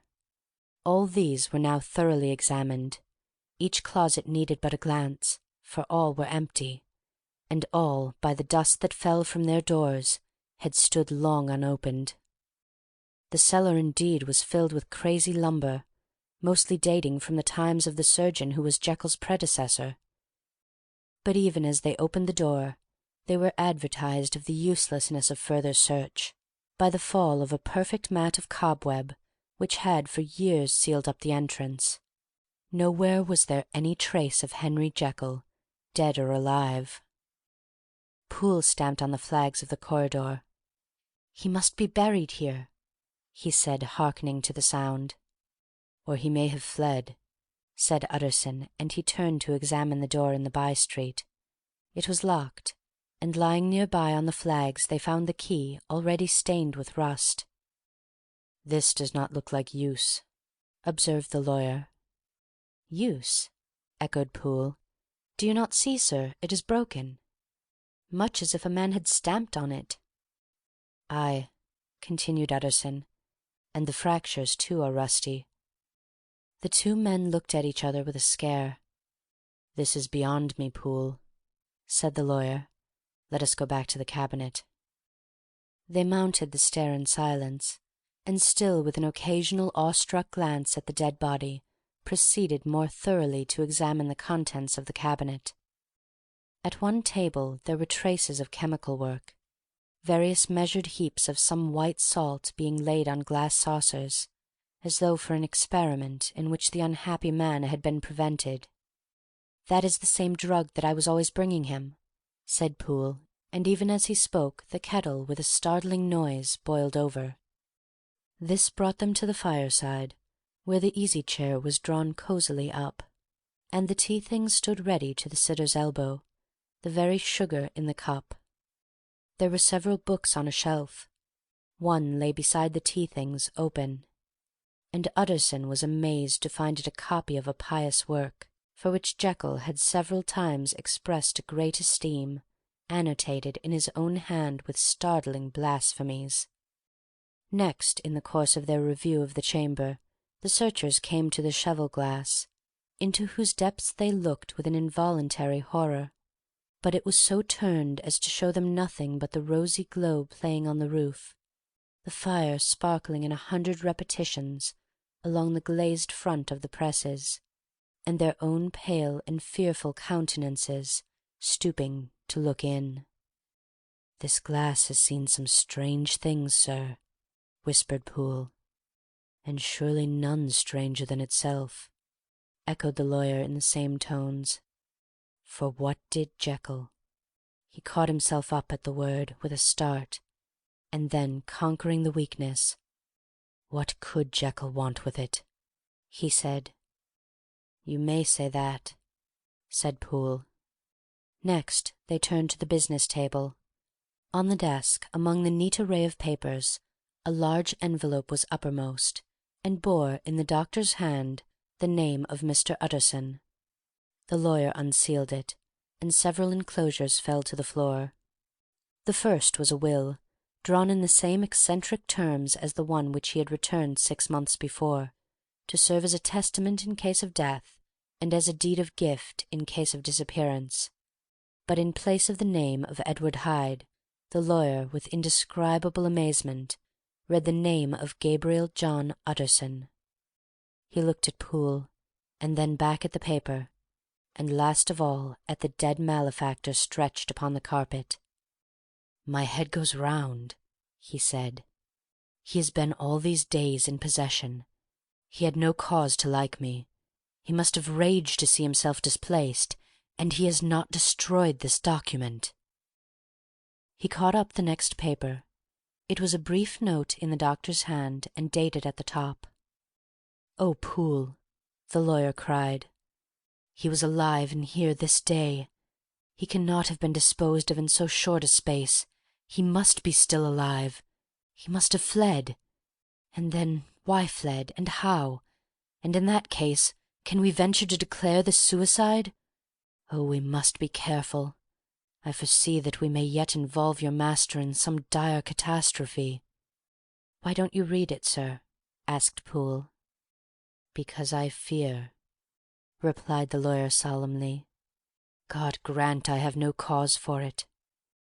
And with that he brought the paper to his eyes and read as follows: "My dear Utterson, when this shall fall into your hands I shall have disappeared. Under what circumstances I have not the penetration to foresee, but my instinct and all the circumstances of my nameless situation tell me that the end is sure and must be early. Go then, and first read the narrative which Lanyon warned me he was to place in your hands. And if you care to hear more, turn to the confession of your unworthy and unhappy friend, Henry Jekyll."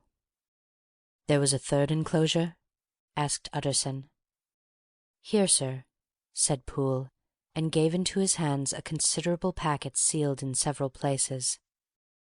The lawyer put it in his pocket. "I would say nothing of this paper. If your master has fled or is dead, we may at least save his credit. It is now 10. I must go home and read these documents in quiet, but I shall be back before midnight, when we shall send for the police." They went out, locking the door of the theatre behind them, and Utterson, once more leaving the servants gathered about the fire in the hall, trudged back to his office to read the 2 narratives in which this mystery was now to be explained. End of Chapter 8. Chapter 9. Dr. Lanyon's Narrative. On the 9th of January, now 4 days ago, I received by the evening delivery a registered envelope, addressed in the hand of my colleague and old school companion, Henry Jekyll.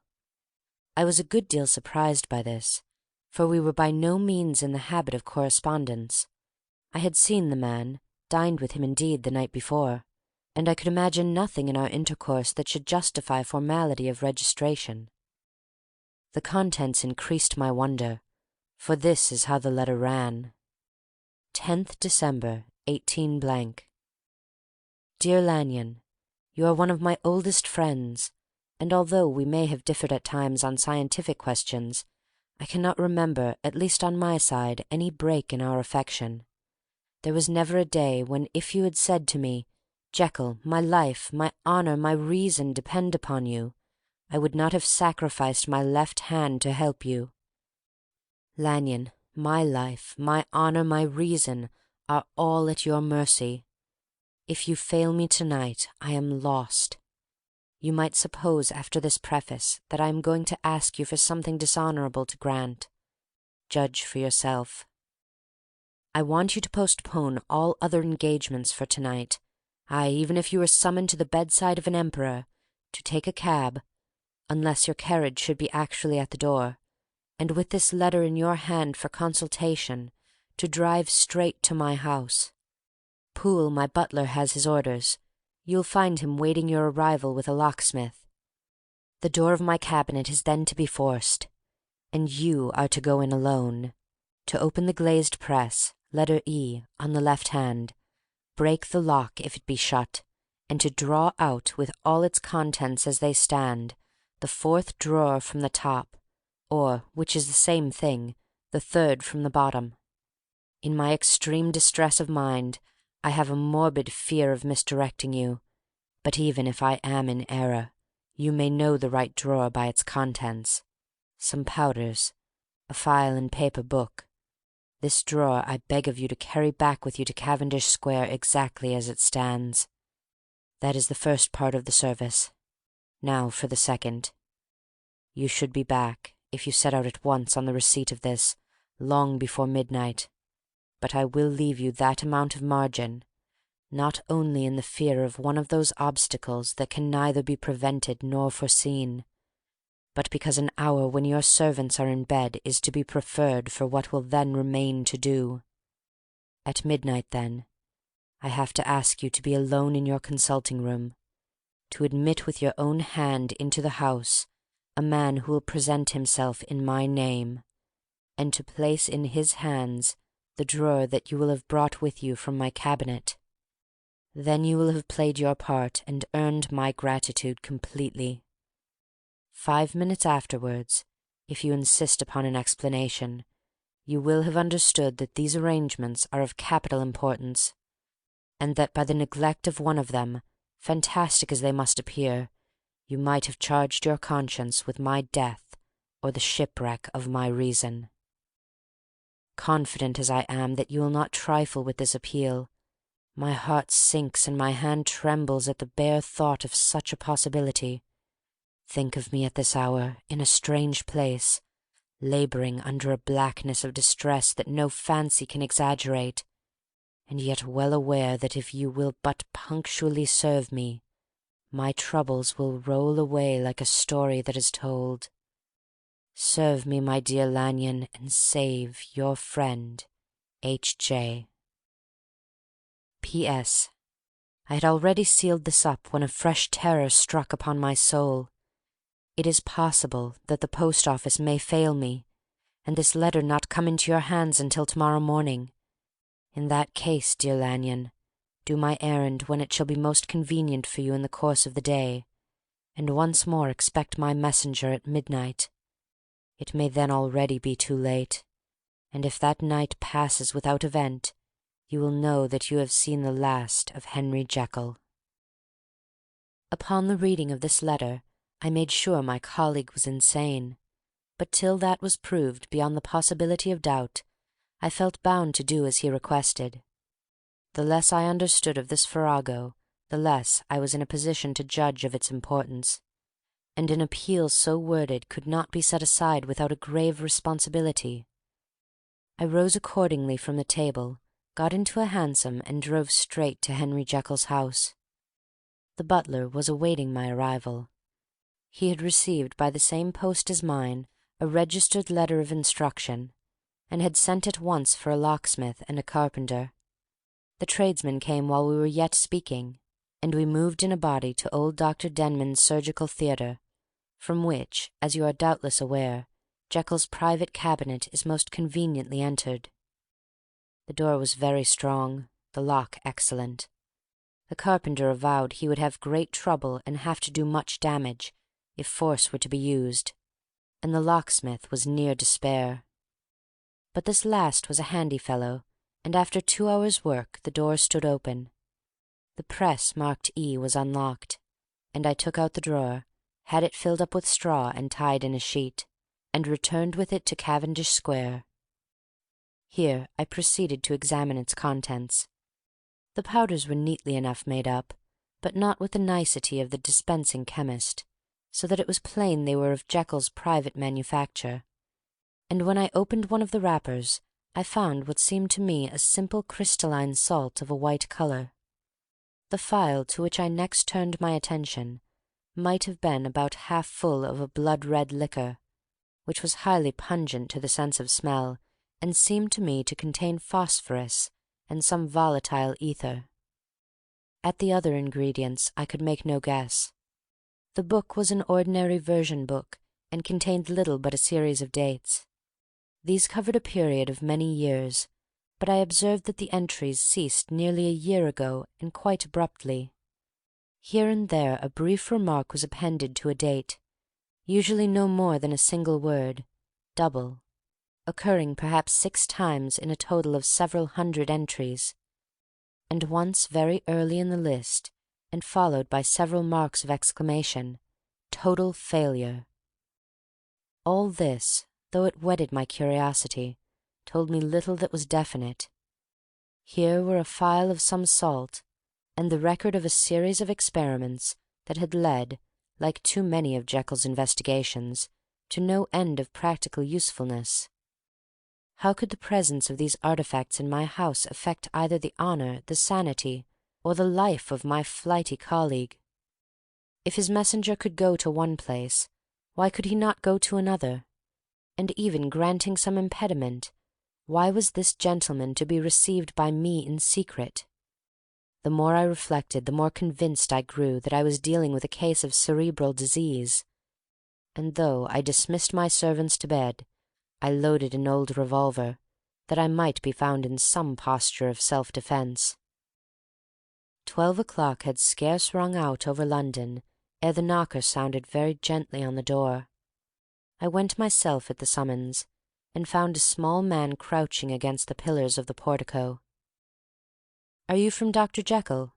I asked. He told me yes by a constrained gesture, and when I had bidden him enter, he did not obey me without a searching backward glance into the darkness of the square. There was a policeman not far off, advancing with his bull's eye open, and at the sight I thought my visitor started and made greater haste. These particulars struck me, I confess, disagreeably, and as I followed him into the bright light of the consulting room, I kept my hand ready on my weapon. Here, at last, I had a chance of clearly seeing him. I had never set eyes on him before, so much was certain. He was small, as I have said. I was struck besides with the shocking expression of his face, with his remarkable combination of great muscular activity and great apparent debility of constitution, and last, but not least, with the odd subjective disturbance caused by his neighbourhood. This bore some resemblance to incipient rigour, and was accompanied by a marked sinking of the pulse. At the time I set it down to some idiosyncratic personal distaste, and merely wondered at the acuteness of the symptoms, but I have since had reason to believe the cause to lie much deeper in the nature of man, and to turn on some nobler hinge than the principle of hatred. This person, who had thus, from the first moment of his entrance, struck in me what I can only describe as a disgustful curiosity, was dressed in a fashion that would have made an ordinary person laughable. His clothes, that is to say, though they were of rich and sober fabric, were enormously too large for him in every measurement, the trousers hanging on his legs and rolled up to keep them from the ground, the waist of the coat below his haunches, and the collar sprawling wide upon his shoulders. Strange to relate, this ludicrous accoutrement was far from moving me to laughter. Rather, as there was something abnormal and misbegotten in the very essence of the creature that now faced me, something seizing, surprising, and revolting, this fresh disparity seemed but to fit in with and to reinforce it, so that to my interest in the man's nature and character there was added a curiosity as to his origin, his life, his fortune and status in the world. These observations, though they have taken so great a space to be set down in, were yet the work of a few seconds. My visitor was, indeed, on fire with sombre excitement. "Have you got it?" he cried. "Have you got it?" And so lively was his impatience that he even laid his hand upon my arm and sought to shake me. I put him back, conscious at his touch of a certain icy pang along my blood. "Come, sir," said I, "you forget that I have not yet the pleasure of your acquaintance. Be seated, if you please." And I showed him an example, and sat down myself in my customary seat, and with as fair an imitation of my ordinary manner to a patient as the lateness of the hour, the nature of my preoccupations, and the horror I had of my visitor would suffer me to muster.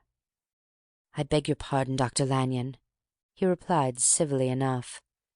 "What you say is very well founded, and my impatience has shown its heels to my politeness. I come here at the insistence of your colleague, Dr. Henry Jekyll, on a piece of business of some moment, and I understood—" He paused and put his hand to his throat, and I could see, in spite of his collected manner, that he was wrestling against the approaches of the hysteria. "I understood a drawer—" But here I took pity on my visitor's suspense, and some perhaps on my own growing curiosity. "There it is, sir," I said, pointing to the drawer, where it lay on the floor behind a table and still covered with the sheet. He sprang to it, and then paused, and laid his hand upon his heart. I could hear his teeth grate with the convulsive action of his jaws, and his face was so ghastly to see that I grew alarmed both for his life and reason. "Compose yourself," said I. He turned a dreadful smile to me, and as if with the decision of despair, plucked away the sheet. At sight of the contents he uttered one loud sob of such immense relief that I sat petrified, and the next moment, in a voice that was already fairly well under control, "Have you a graduated glass?" he asked. I rose from my place with something of an effort and gave him what he asked. He thanked me with a smiling nod, measured out a few minims of the red tincture, and added one of the powders.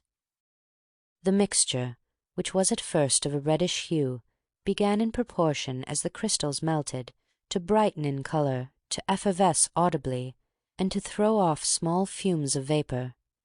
Suddenly, and at the same moment, the ebullition ceased, and the compound changed to a dark purple, which faded again more slowly to a watery green. My visitor, who had watched these metamorphoses with a keen eye, smiled, set down the glass upon the table, and then turned and looked upon me with an air of scrutiny. "And now," said he, "to settle what remains. Will you be wise? Will you be guided? Will you suffer me to take this glass in my hand and to go forth from your house without further parley? Or has the greed of curiosity too much command of you? Think before you answer, for it shall be done as you decide. As you decide, you shall be left as you were before, and neither richer nor wiser, unless the sense of service rendered to a man in mortal distress may be counted as a kind of riches of the soul. Or, if you shall so prefer to choose, a new province of knowledge and new avenues to fame and power shall be laid open to you, here, in this room, upon the instant, and your sight shall be blasted by a prodigy to stagger the unbelief of Satan." "Sir," said I, affecting a coolness that I was far from truly possessing, "you speak enigmas, and you will perhaps not wonder that I hear you with no very strong impression of belief. But I have gone too far in the way of inexplicable services to pause before I see the end." "It is well," replied my visitor. "Lanyon, you remember your vows. What follows is under the seal of our profession. And now, you who have so long been bound to the most narrow and material views, you who have denied the virtue of transcendental medicine, you who have derided your superiors, behold!" He put the glass to his lips and drank at one gulp. A cry followed. He reeled, staggered, clutched at the table, and held on, staring with injected eyes, gasping with open mouth. And as I looked, there came, I thought, a change. He seemed to swell, his face became suddenly black, and the features seemed to melt and alter. And the next moment I had sprung to my feet and leapt back against the wall, my arms raised to shield me from that prodigy, my mind submerged in terror. "Oh, God!" I screamed, and "Oh, God!" again and again, for there before my eyes, pale and shaken and half fainting, and groping before him with his hands, like a man restored from death, there stood Henry Jekyll. What he told me in the next hour I cannot bring my mind to set on paper. I saw what I saw, I heard what I heard, and my soul sickened at it. And yet now, when that sight has faded from my eyes, I ask myself if I believe it, and I cannot answer. My life is shaken to its roots. Sleep has left me.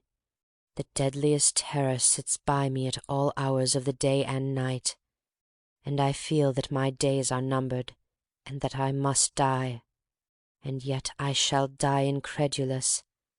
As for the moral turpitude that man unveiled to me, even with tears of penitence I cannot, even in memory, dwell on it without a start of horror.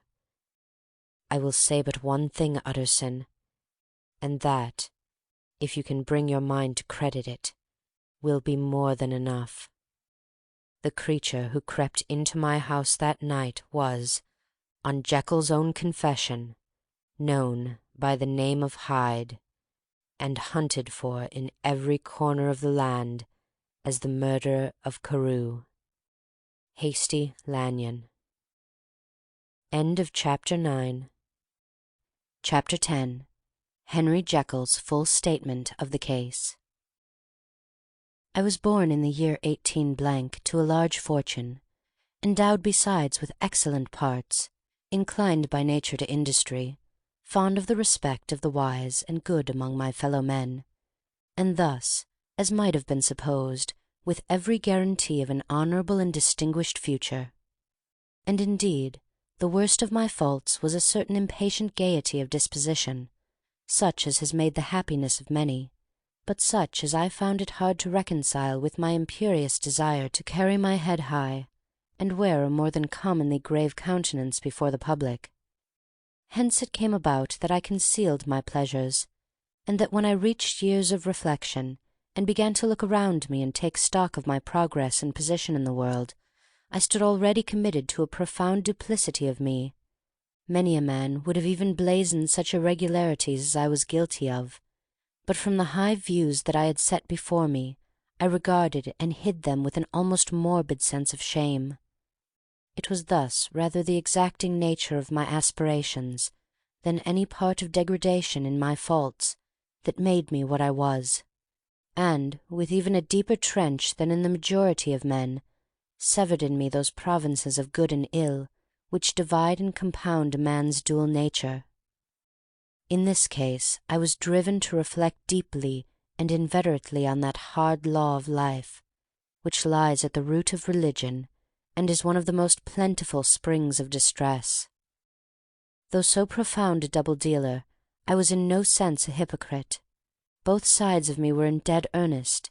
I was no more myself when I laid aside restraint and plunged in shame, than when I labored, in the eye of day, at the furtherance of knowledge or the relief of sorrow and suffering. And it chanced that the direction of my scientific studies, which led wholly towards the mystic and the transcendental, retracted and shed a strong light on this consciousness of the perennial war among my members. With every day, and from both sides of my intelligence, the moral and the intellectual, I thus drew steadily nearer to that truth by whose partial discovery I had been doomed to such a dreadful shipwreck, that a man is not truly one, but truly two. I say two, because the state of my own knowledge does not pass beyond that point.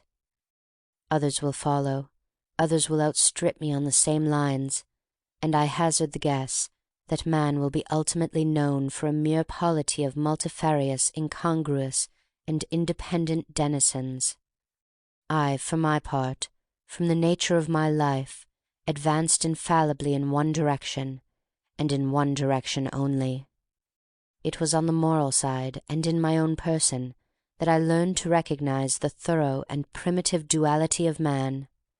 I saw that of the two natures that contended in the field of my consciousness, even if I could rightly be said to be either, it was only because I was radically both, and from an early date, even before the course of my scientific discoveries had begun to suggest the most naked possibility of such a miracle, I had learned to dwell with pleasure, as a beloved day-dream, on the thought of the separation of these elements. If each, I told myself, could be housed in separate identities, life would be relieved of all that was unbearable. The unjust might go his way, delivered from the aspirations and remorse of his more upright twin, and the just could walk steadfastly and securely on his upward path, doing the good things in which he found his pleasure, and no longer exposed to disgrace and penitence by the hands of this extraneous evil. It was the curse of mankind that these incongruous faggots were thus bound together, that in the agonized womb of consciousness these polar twins should be continuously struggling. How, then, were they disassociated? I was so far in my reflections when, as I have said, a sidelight began to shine upon the subject from the laboratory table. I began to perceive more deeply than it has ever yet been stated the trembling immateriality, the mist-like transience, of this seemingly so solid body in which we walk attired. Certain agents I found to have the power to shake and pluck back that fleshy vestment, even as a wind might toss the curtains of a pavilion. For two good reasons I will not enter deeply into this scientific branch of my confession. First, because I have been made to learn that the doom and burden of our life is bound for ever on man's shoulders, and when the attempt is made to cast it off, it but returns upon us with more unfamiliar and more awful pressure. Second, because, as my narrative will make, alas, too evident, my discoveries were incomplete. Enough, then, that I will not only recognize my natural body from the mere aura and effulgence of certain of the powers that make up my spirit, but manage to compound a drug by which these powers should be dethroned from their supremacy, and a second form and countenance substituted, none the less natural to me because they were the expression and bore the stamp of lower elements in my soul. I hesitated long before I put this theory to the test of practice. I knew well that I risked death, for any drug that so potently controlled and shook the very fortress of identity might, by the least scruple of an overdose, or at the least inopportunity in the moment of exhibition, utterly blot out that immaterial tabernacle which I looked to it to change. But the temptation of a discovery so singular and profound at last overcame the suggestions of alarm. I had long since prepared my tincture. I purchased at once from a firm of wholesale chemists a large quantity of a particular salt which I knew from my experiments to be the last ingredient required, and late one accursed night I compounded the elements, watched them boil and smoke together in the glass, and when the ebullition had subsided, with a strong glow of courage, drank off the potion. The most racking pains succeeded, a grinding in the bones, deadly nausea, and a horror of the spirit that cannot be exceeded at the hour of birth or death. Then these agonies began swiftly to subside, and I came to myself as if out of a great sickness.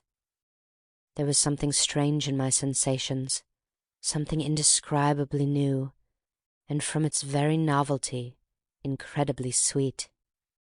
I felt younger, lighter, happier in body. Within I was conscious of a heady recklessness, a current of disordered sensual images running like a mill race in my fancy, a solution of the bonds of obligation, an unknown but not an innocent freedom of the soul. I knew myself, at the first breath of this new life, to be more wicked, tenfold more wicked, sold a slave to my original evil, and the thought in that moment braced and delighted me like wine. I stretched out my hands, exulting in the freshness of these sensations, and in the act I was suddenly aware that I had lost in stature. There was no mirror at that date in my room. That which stands beside me as I write was brought here later on and for the very purpose of these transformations. The night, however, was far gone into the morning. The morning, black as it was nearly ripe for the conception of the day. The inmates of my house were locked in the most rigorous hours of slumber, and I determined, flushed as I was with hope and triumph, to venture in my new shape as far as to my bedroom. I crossed the yard, wherein the constellations looked down upon me, I could have thought, with wonder, the first creature of that sort that their unsleeping vigilance had yet disclosed to them. I stole through the corridors, a stranger in my own house, and coming to my room, I saw for the first time the appearance of Edward Hyde. I must here speak by theory alone, saying not that which I know, but that which I suppose to be most probable. The evil side of my nature, to which I had now transferred the stamping efficacy, was less robust and less developed than the good, which I had just deposed. Again, in the course of my life, which had been, after all, 9/10 a life of effort, virtue, and control, it had been much less exercised and much less exhausted, and hence, as I think, it came about that Edward Hyde was so much smaller, slighter, and younger than Henry Jekyll.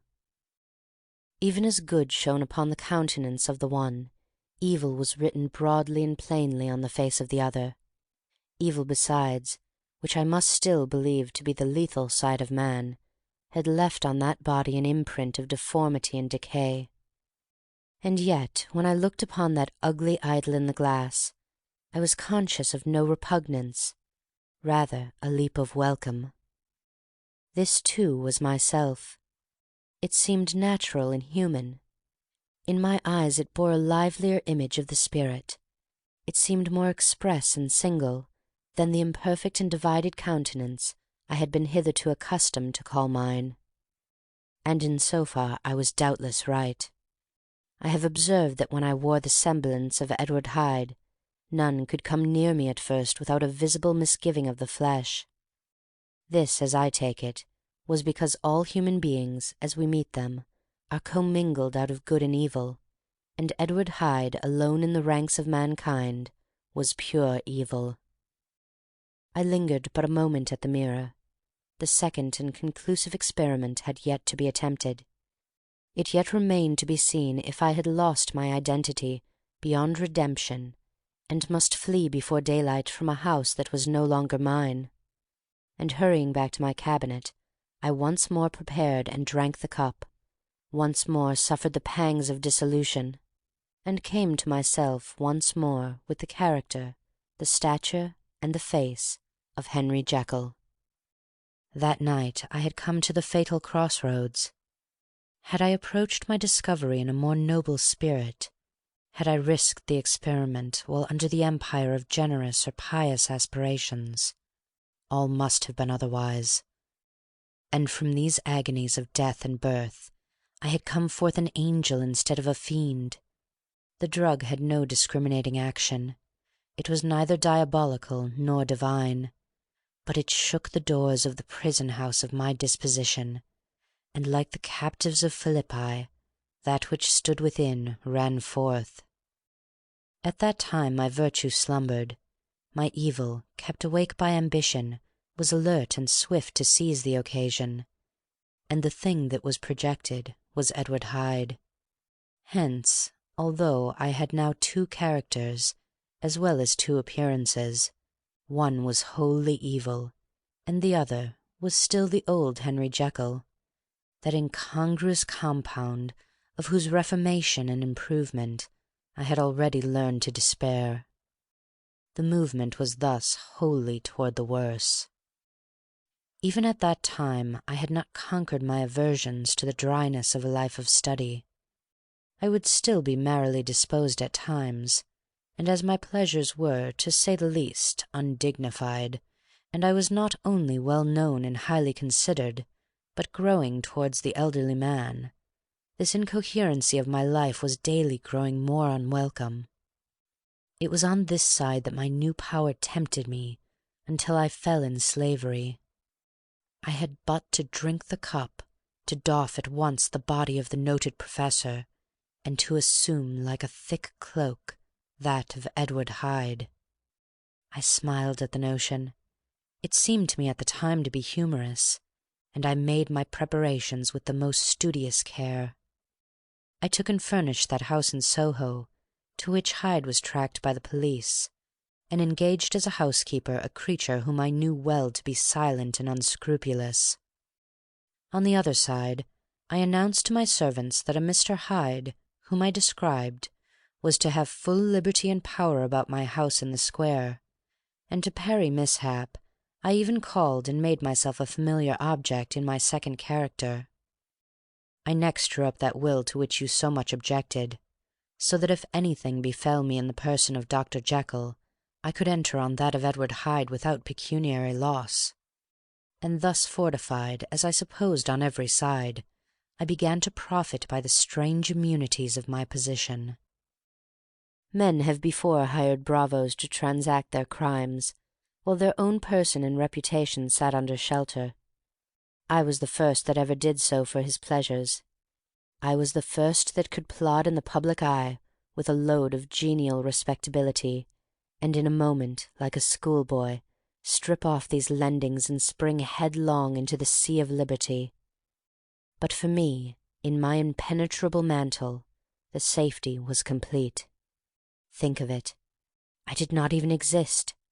Let me but escape into my laboratory door, give me but a second or two to mix and swallow the draught that I had always standing ready, and whatever he had done, Edward Hyde would pass away like the stain of breath upon a mirror, and there in his stead, quietly at home, trimming the midnight lamp in his study, a man who could afford to laugh at suspicion, would be Henry Jekyll.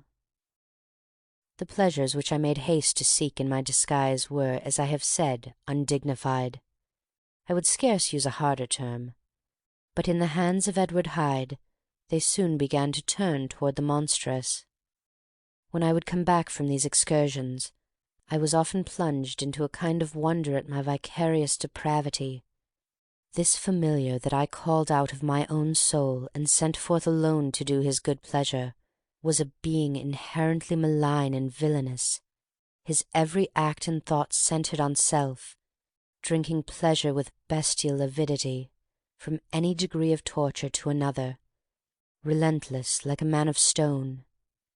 Henry Jekyll stood at times aghast before the acts of Edward Hyde, but the situation was apart from ordinary laws, and insidiously relaxed the grasp of conscience.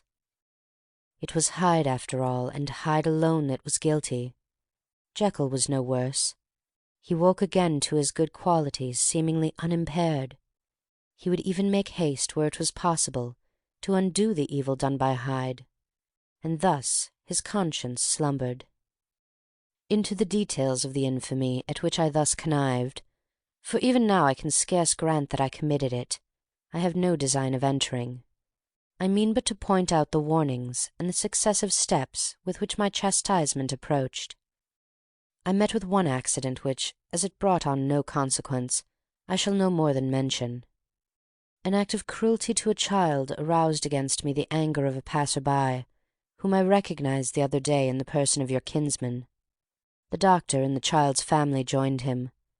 There were moments when I feared for my life, and at last, in order to pacify their too just resentment, Edward Hyde had to bring them to the door, and pay them in a cheque drawn in the name of Henry Jekyll.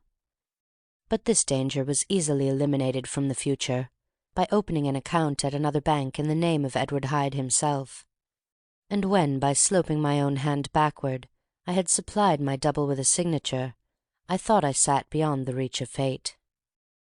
Some 2 months before the murder of Sir Danvers, I had been out for one of my adventures, had returned at a late hour, and woke the next day in bed with somewhat odd sensations.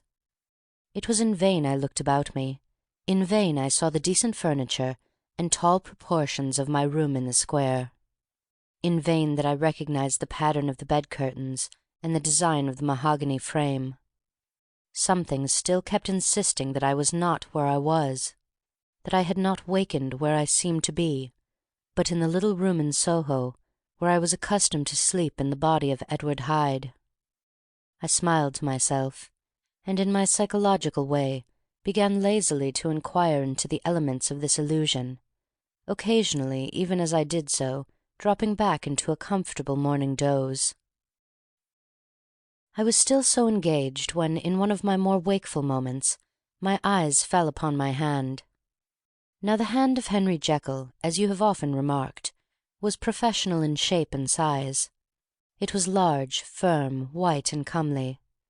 But the hand which I now saw clearly enough in the yellow sunlight of a mid-London morning, lying half shut on the bedclothes, was lean, coarder, knuckly, of a dusky pallor and thickly shaded with a swart growth of hair. It was the hand of Edward Hyde.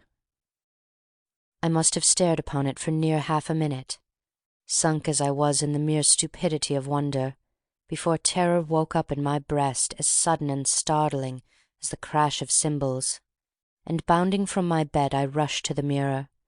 At the sight that met my eyes my blood was changed into something exquisitely thin and icy. Yes, I had gone to bed Henry Jekyll. I had awakened Edward Hyde. How was this to be explained? I asked myself, and then, with another bound of terror, how was it to be remedied? It was well on in the morning, the servants were up, all my drugs were in the cabinet. A long journey down 2 pairs of stairs, through the back passage, across the open courtyard and through the anatomical theatre, from where I was then standing horror-struck. It might indeed be possible to cover my face, but of what use was that, when I was unable to conceal the alterations in my stature? And then, with an overpowering sweetness of relief, it came back upon my mind that the servants were already used to the coming and going of my second self. I had soon dressed, as well as I was able, in the clothes of my own size, had soon passed through the house, where Bradshaw stared and drew back at seeing Mr. Hyde at such an hour, and in such a strange array, and 10 minutes later Dr. Jekyll had returned to his own shape, and was sitting down, with a darkened brow, to make a feint of breakfasting. Small indeed was my appetite. This inexplicable incident, this reversal of my previous experience, seemed, like the Babylonian finger on the wall, to be spelling out the letters of my judgment, and I began to reflect more seriously than ever before on the issues and possibilities of my double existence. That part of me which I had the power of projecting had lately been much exercised and nourished. It had seemed to me of late as though the body of Edward Hyde had grown in stature, as though when I wore that form I were conscious of a more generous tide of blood, and I began to spy a danger that if this were much prolonged the balance of my nature might be permanently overthrown, the power of voluntary change be forfeited, and the character of Edward Hyde become irrevocably mine. The power of the drug had not always been equally displayed. Once, very early in my career, it had totally failed me. Since then I had been obliged on more than one occasion to double, and once, with infinite risk of death, to treble the amount. And these rare uncertainties had cast hitherto the sole shadow on my contentment. Now, however, and in the light of that morning's accident, I was led to remark that whereas in the beginning the difficulty had been to throw off the body of Jekyll, it had of late gradually but decidedly transferred itself to the other side. All things therefore seemed to point to this, that I was slowly losing hold of my original and better self, and becoming slowly incorporated with my second and worse. Between these two I now felt I had to choose. My two natures had memory in common, but all other faculties were most unequally shared between them. Jekyll, who was composite, now with the most sensitive apprehensions, now with a greedy gusto, projected and shared in the pleasures and adventures of Hyde. But Hyde was indifferent to Jekyll, or but remembered him as the mountain bandit remembers the cavern in which he conceals himself from pursuit. Jekyll had more than a father's interest. Hyde had more than a son's indifference. To cast my lot with Jekyll was to die to those appetites which I had long secretly indulged and had of late begun to pamper. To cast it in with Hyde was to die to 1,000 interests and aspirations, and to become, at a blow and forever, despised and friendless. The bargain might appear unequal, but there was still another consideration in the scales, for while Jekyll would suffer smartingly in the fires of abstinence, Hyde would not even be conscious of all that he had lost. Strange as my circumstances were, the terms of this debate are as old and commonplace as man. Much the same inducements and alarms cast the die for any tempted and trembling sinner, and it fell out with me, as it falls with so vast a majority of my fellows, that I chose the better part, and was found wanting in the strength to keep it.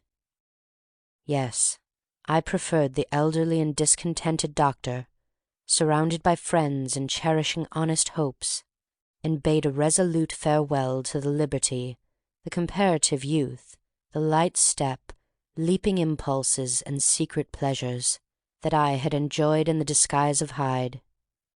I made this choice, perhaps, with some unconscious reservation, for I neither gave up the house in Soho, nor destroyed the clothes of Edward Hyde, which still lay ready in my cabinet.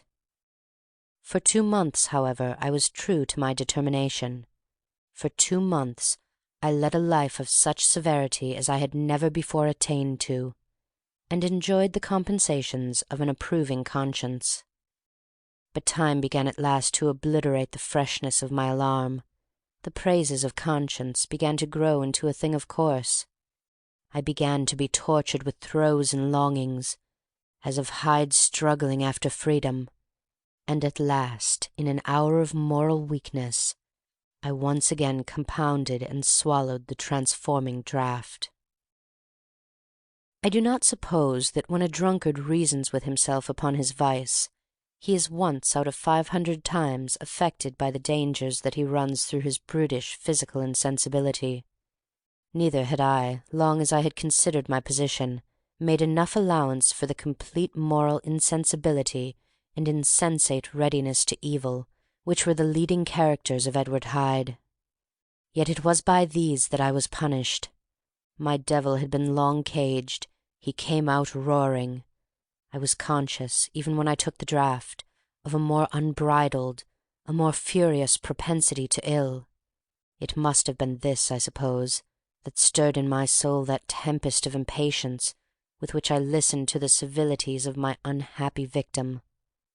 I declare, at least before God, no man morally sane could have been guilty of that crime upon so pitiful a provocation, and that I struck in no more reasonable spirit than that in which a sick child may break a plaything.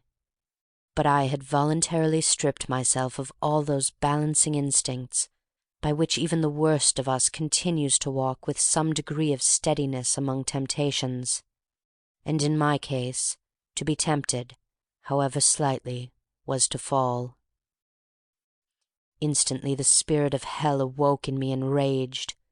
With a transport of glee I mauled the unresisting body, tasting delight from every blow, and it was not till weariness had begun to succeed that I was suddenly, in the top fit of my delirium, struck through the heart by a cold thrill of terror.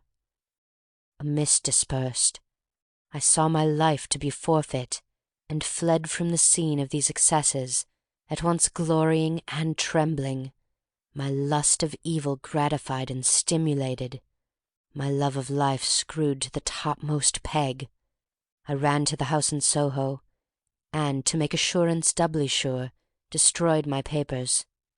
Thence I set out through the lamplit streets, in the same divided ecstasy of mind, gloating on my crime, light-headedly devising others in the future, and yet still hastening and still hearkening in my wake for the steps of the avenger. Hyde had a song upon his lips as he compounded the draught, and as he drank it pledged the dead man. The pangs of transformation had not done tearing him before Henry Jekyll, with streaming tears of gratitude and remorse, had fallen upon his knees and lifted his clasped hands to God. The veil of self-indulgence was rent from head to foot. I saw my life as a whole.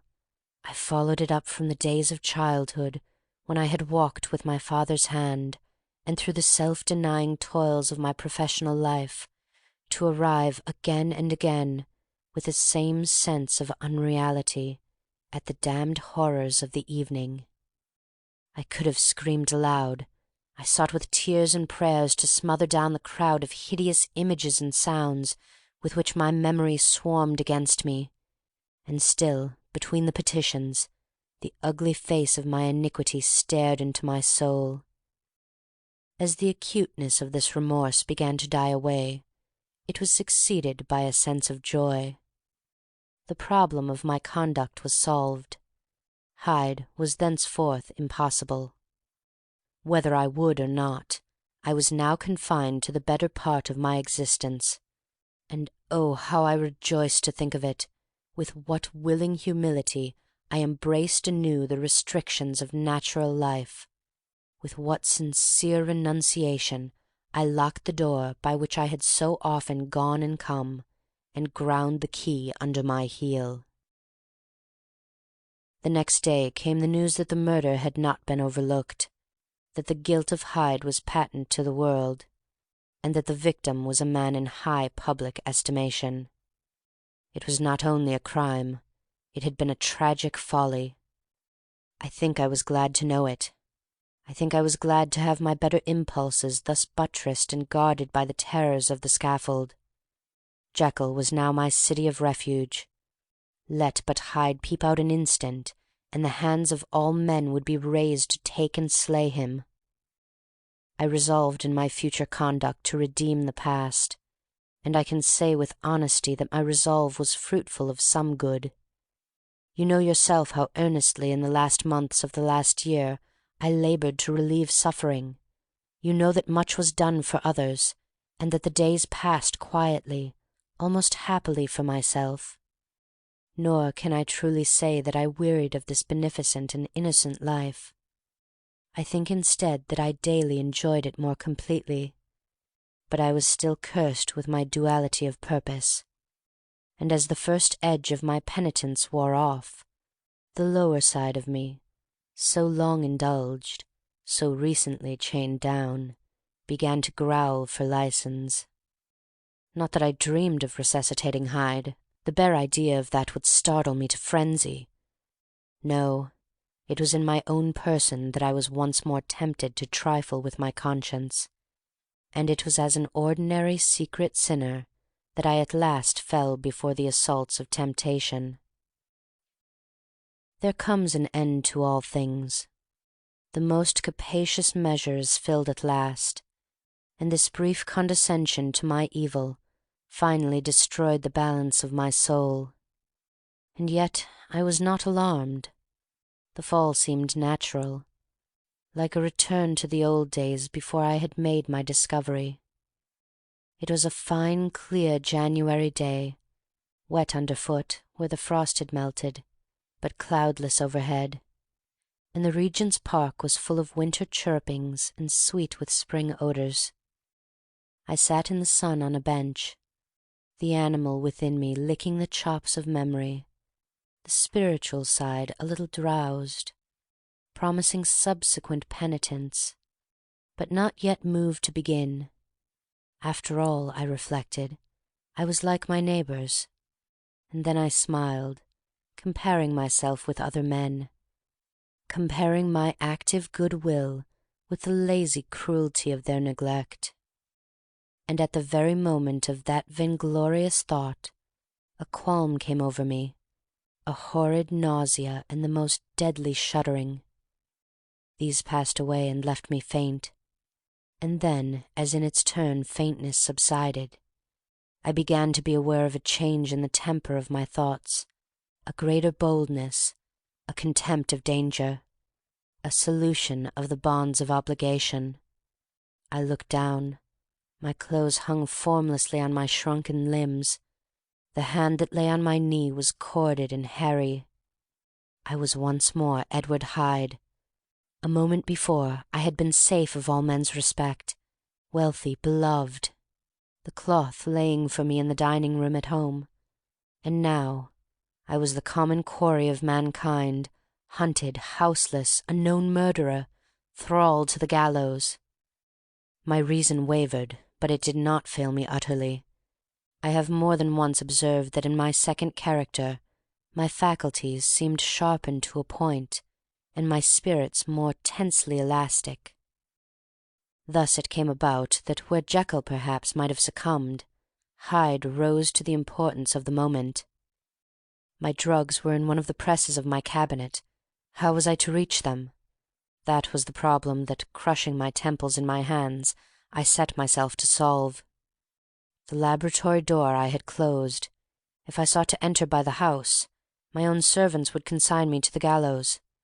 I saw I must employ another hand, and thought of Lanyon. How was he to be reached? How persuaded? Supposing that I escaped capture in the streets, how was I to make my way into his presence? And how should I, an unknown and displeasing visitor, prevail on the famous physician to rifle the study of his colleague Dr. Jekyll? Then I remembered that of my original character one part remained to me.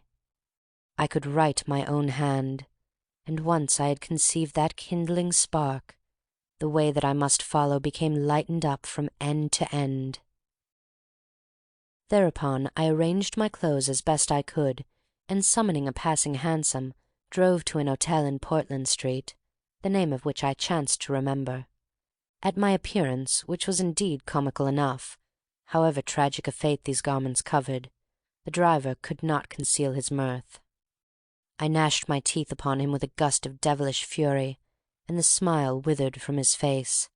Happily for him, yet more happily for myself, for in another instant I had certainly dragged him from his perch. At the inn, as I entered, I looked about me with so black a countenance as made the attendants tremble. Not a look did they exchange in my presence, but obsequiously took my orders, led me to a private room, and brought me wherewithal to write. Hyde in danger of his life was a creature new to me, shaken with inordinate anger, strung to the pitch of murder, lusting to inflict pain. Yet the creature was astute, mastered his fury with a great effort of the will, composed his 2 important letters, one to Lanyon and one to Poole, and that he might receive actual evidence of their being posted, sent them out with directions that they should be registered. Thenceforward he sat all day over the fire in the private room, gnawing his nails. There he dined, sitting alone with his fears, the waiter visibly quailing before his eyes, and thence, when the night was fully come, he set forth in the corner of a closed cab, and was driven to and fro about the streets of the city. He, I say. I cannot say I. That child of hell had nothing human, nothing lived in him but fear and hatred. And when at last, thinking the driver had begun to grow suspicious, he discharged the cab and ventured on foot, attired in his misfitting clothes, an object marked out for observation, into the midst of the nocturnal passengers, these 2 base passions raged within him like a tempest. He walked fast, hunted by his fears, chattering to himself, skulking through the less frequented thoroughfares, counting the minutes that still divided him from midnight. Once a woman spoke to him, offering, I think, a box of lights. He smote her in the face, and she fled. When I came to myself at Lanyon's, the horror of my old friend perhaps affected me somewhat. I do not know. It was at least but a drop in the sea to the abhorrence with which I looked back upon these hours. A change had come over me. It was no longer the fear of the gallows.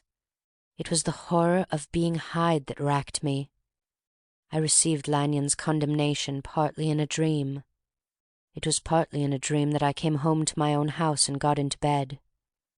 I slept after the prostration of the day, with a stringent and profound slumber which not even the nightmares that wrung me could avail to break.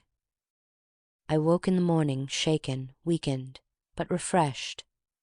I still hated and feared the thought of the brute that slept within me, and I had not, of course, forgotten the appalling dangers of the day before. But I was once more at home, in my own house and close to my drugs, and gratitude for my escape shone so strong in my soul that it almost rivaled the brightness of hope. I was stepping leisurely across the court after breakfast, drinking the chill of the air with pleasure, when I was seized again with those indescribable sensations that heralded the change, and I had but the time to gain the shelter of my cabinet before I was once again raging and freezing with the passions of Hyde. It took on this occasion a double dose to recall me to myself, and alas, 6 hours after, as I sat looking sadly in the fire, the pangs returned, and the drug had to be re-administered. In short, from that day forth, it seemed only by a great effort as of gymnastics, and only under the immediate stimulation of the drug, that I was able to wear the countenance of Jekyll. At all hours of the day and night I would be taken with the premonitory shudder. Above all, if I slept, or even dozed for a moment in my chair, it was always as Hyde that I awakened. Under the strain of this continually impending doom, and by the sleeplessness to which I now condemned myself, aye, even beyond what I had thought possible to man, I became, in my own person, a creature eaten up and emptied by fever, languidly weak in both body and mind, and solely occupied by one thought, the horror of my other self. But when I slept, or when the virtue of the medicine wore off, I would leap almost without transition, for the pangs of transformation grew daily less marked, into the possession of a fancy brimming with images of terror, a soul boiling with causeless hatreds, and a body that seemed not strong enough to contain the raging energies of life. The powers of Hyde seemed to have grown with the sickliness of Jekyll, and certainly the hate that now divided them was equal on each side. With Jekyll it was a thing of vital instinct. He had now seen the full deformity of that creature that shared with him some of the phenomena of consciousness, and was co-heir with him to death, and beyond these links of community, which in themselves made the most poignant part of his distress, he thought of Hyde, for all his energy of life, as of something not only hellish but inorganic. This was the shocking thing, that the slime of the pit seemed to utter cries and voices, that the amorphous dust gesticulated and sinned, that what was dead and had no shape could usurp the offices of life, and this again, that that insurgent horror was knit to him closer than a wife, closer than an eye, lay caged in his flesh, where he heard it mutter and felt it struggle to be born, and at every hour of weakness and in the confidence of slumber prevailed against him and deposed him out of life. The hatred of Hyde for Jekyll was of a different order. His terror of the gallows drove him continually to commit temporary suicide, and return to his subordinate station of a part instead of a person. But he loathed the necessity, he loathed the despondency into which Jekyll was now fallen, and he resented the dislike with which he himself was regarded. Hence the ape-like tricks that he would play me, scrawling in my own hand blasphemies on the pages of my books, burning the letters and destroying the portrait of my father. And indeed, had it not been for his fear of death, he would long ago have ruined himself in order to involve me in the ruin. But his love of me is wonderful. I go further. I, who sicken and freeze at the mere thought of him, when I recall the abjection and passion of his attachment, and when I know how he fears my power to cut him off by suicide, I find it in my heart to pity him. It is useless, and the time awfully fails me, to prolong this description. No one has ever suffered such torments, let that suffice. And yet even to these, habit brought, no, not alleviation, but a certain callousness of soul, a certain acquiescence of despair, and my punishment might have gone on for years, but for the last calamity which has now fallen, and which has finally severed me from my own face and nature, my provision of the salt, which had never been renewed since the date of the first experiment, began to run low. I sent out for a fresh supply and mixed the draught. The ebullition followed, and the first change of colour, not the second. I drank it, and it was without efficiency. You will learn from Poole how I have had London ransacked. It was in vain, and I am now persuaded that my first supply was impure, and that it was that unknown impurity which lent efficacy to the draught. About a week has passed, and I am now finishing this statement under the influence of the last of the old powders. This, then, is the last time, short of a miracle, that Henry Jekyll can think his own thoughts, or see his own face, now how sadly altered, in the glass. Nor must I delay too long to bring my writing to an end, for if my narrative has hitherto escaped destruction, it has been by a combination of great prudence and great good luck. Should the throes of change take me in the act of writing it, Hyde will tear it in pieces. But if some time shall have elapsed after I have laid it by, his wonderful selfishness and circumscription to the moment will probably save it once again from the action of his ape-like spite. And indeed the doom that is closing on us both has already changed and crushed him. Half an hour from now, when I shall again and forever re-endue that hated personality, I know how I shall sit shuddering and weeping in my chair, or continue, with the most strained and fear-struck ecstasy of listening, to pace up and down this room, my last earthly refuge, and give ear to every sound of menace, Will Hyde die upon the scaffold, or will he find courage to release himself at the last moment? God knows, I am careless. This is my true hour of death, and what is to follow concerns another than myself. Here, then, as I lay down the pen and proceed to seal up my confession, I bring the life of that unhappy Henry Jekyll to an end. End of Chapter 10, and end of The Strange Case of Dr. Jekyll and Mr. Hyde. Reading by Kristen Hughes.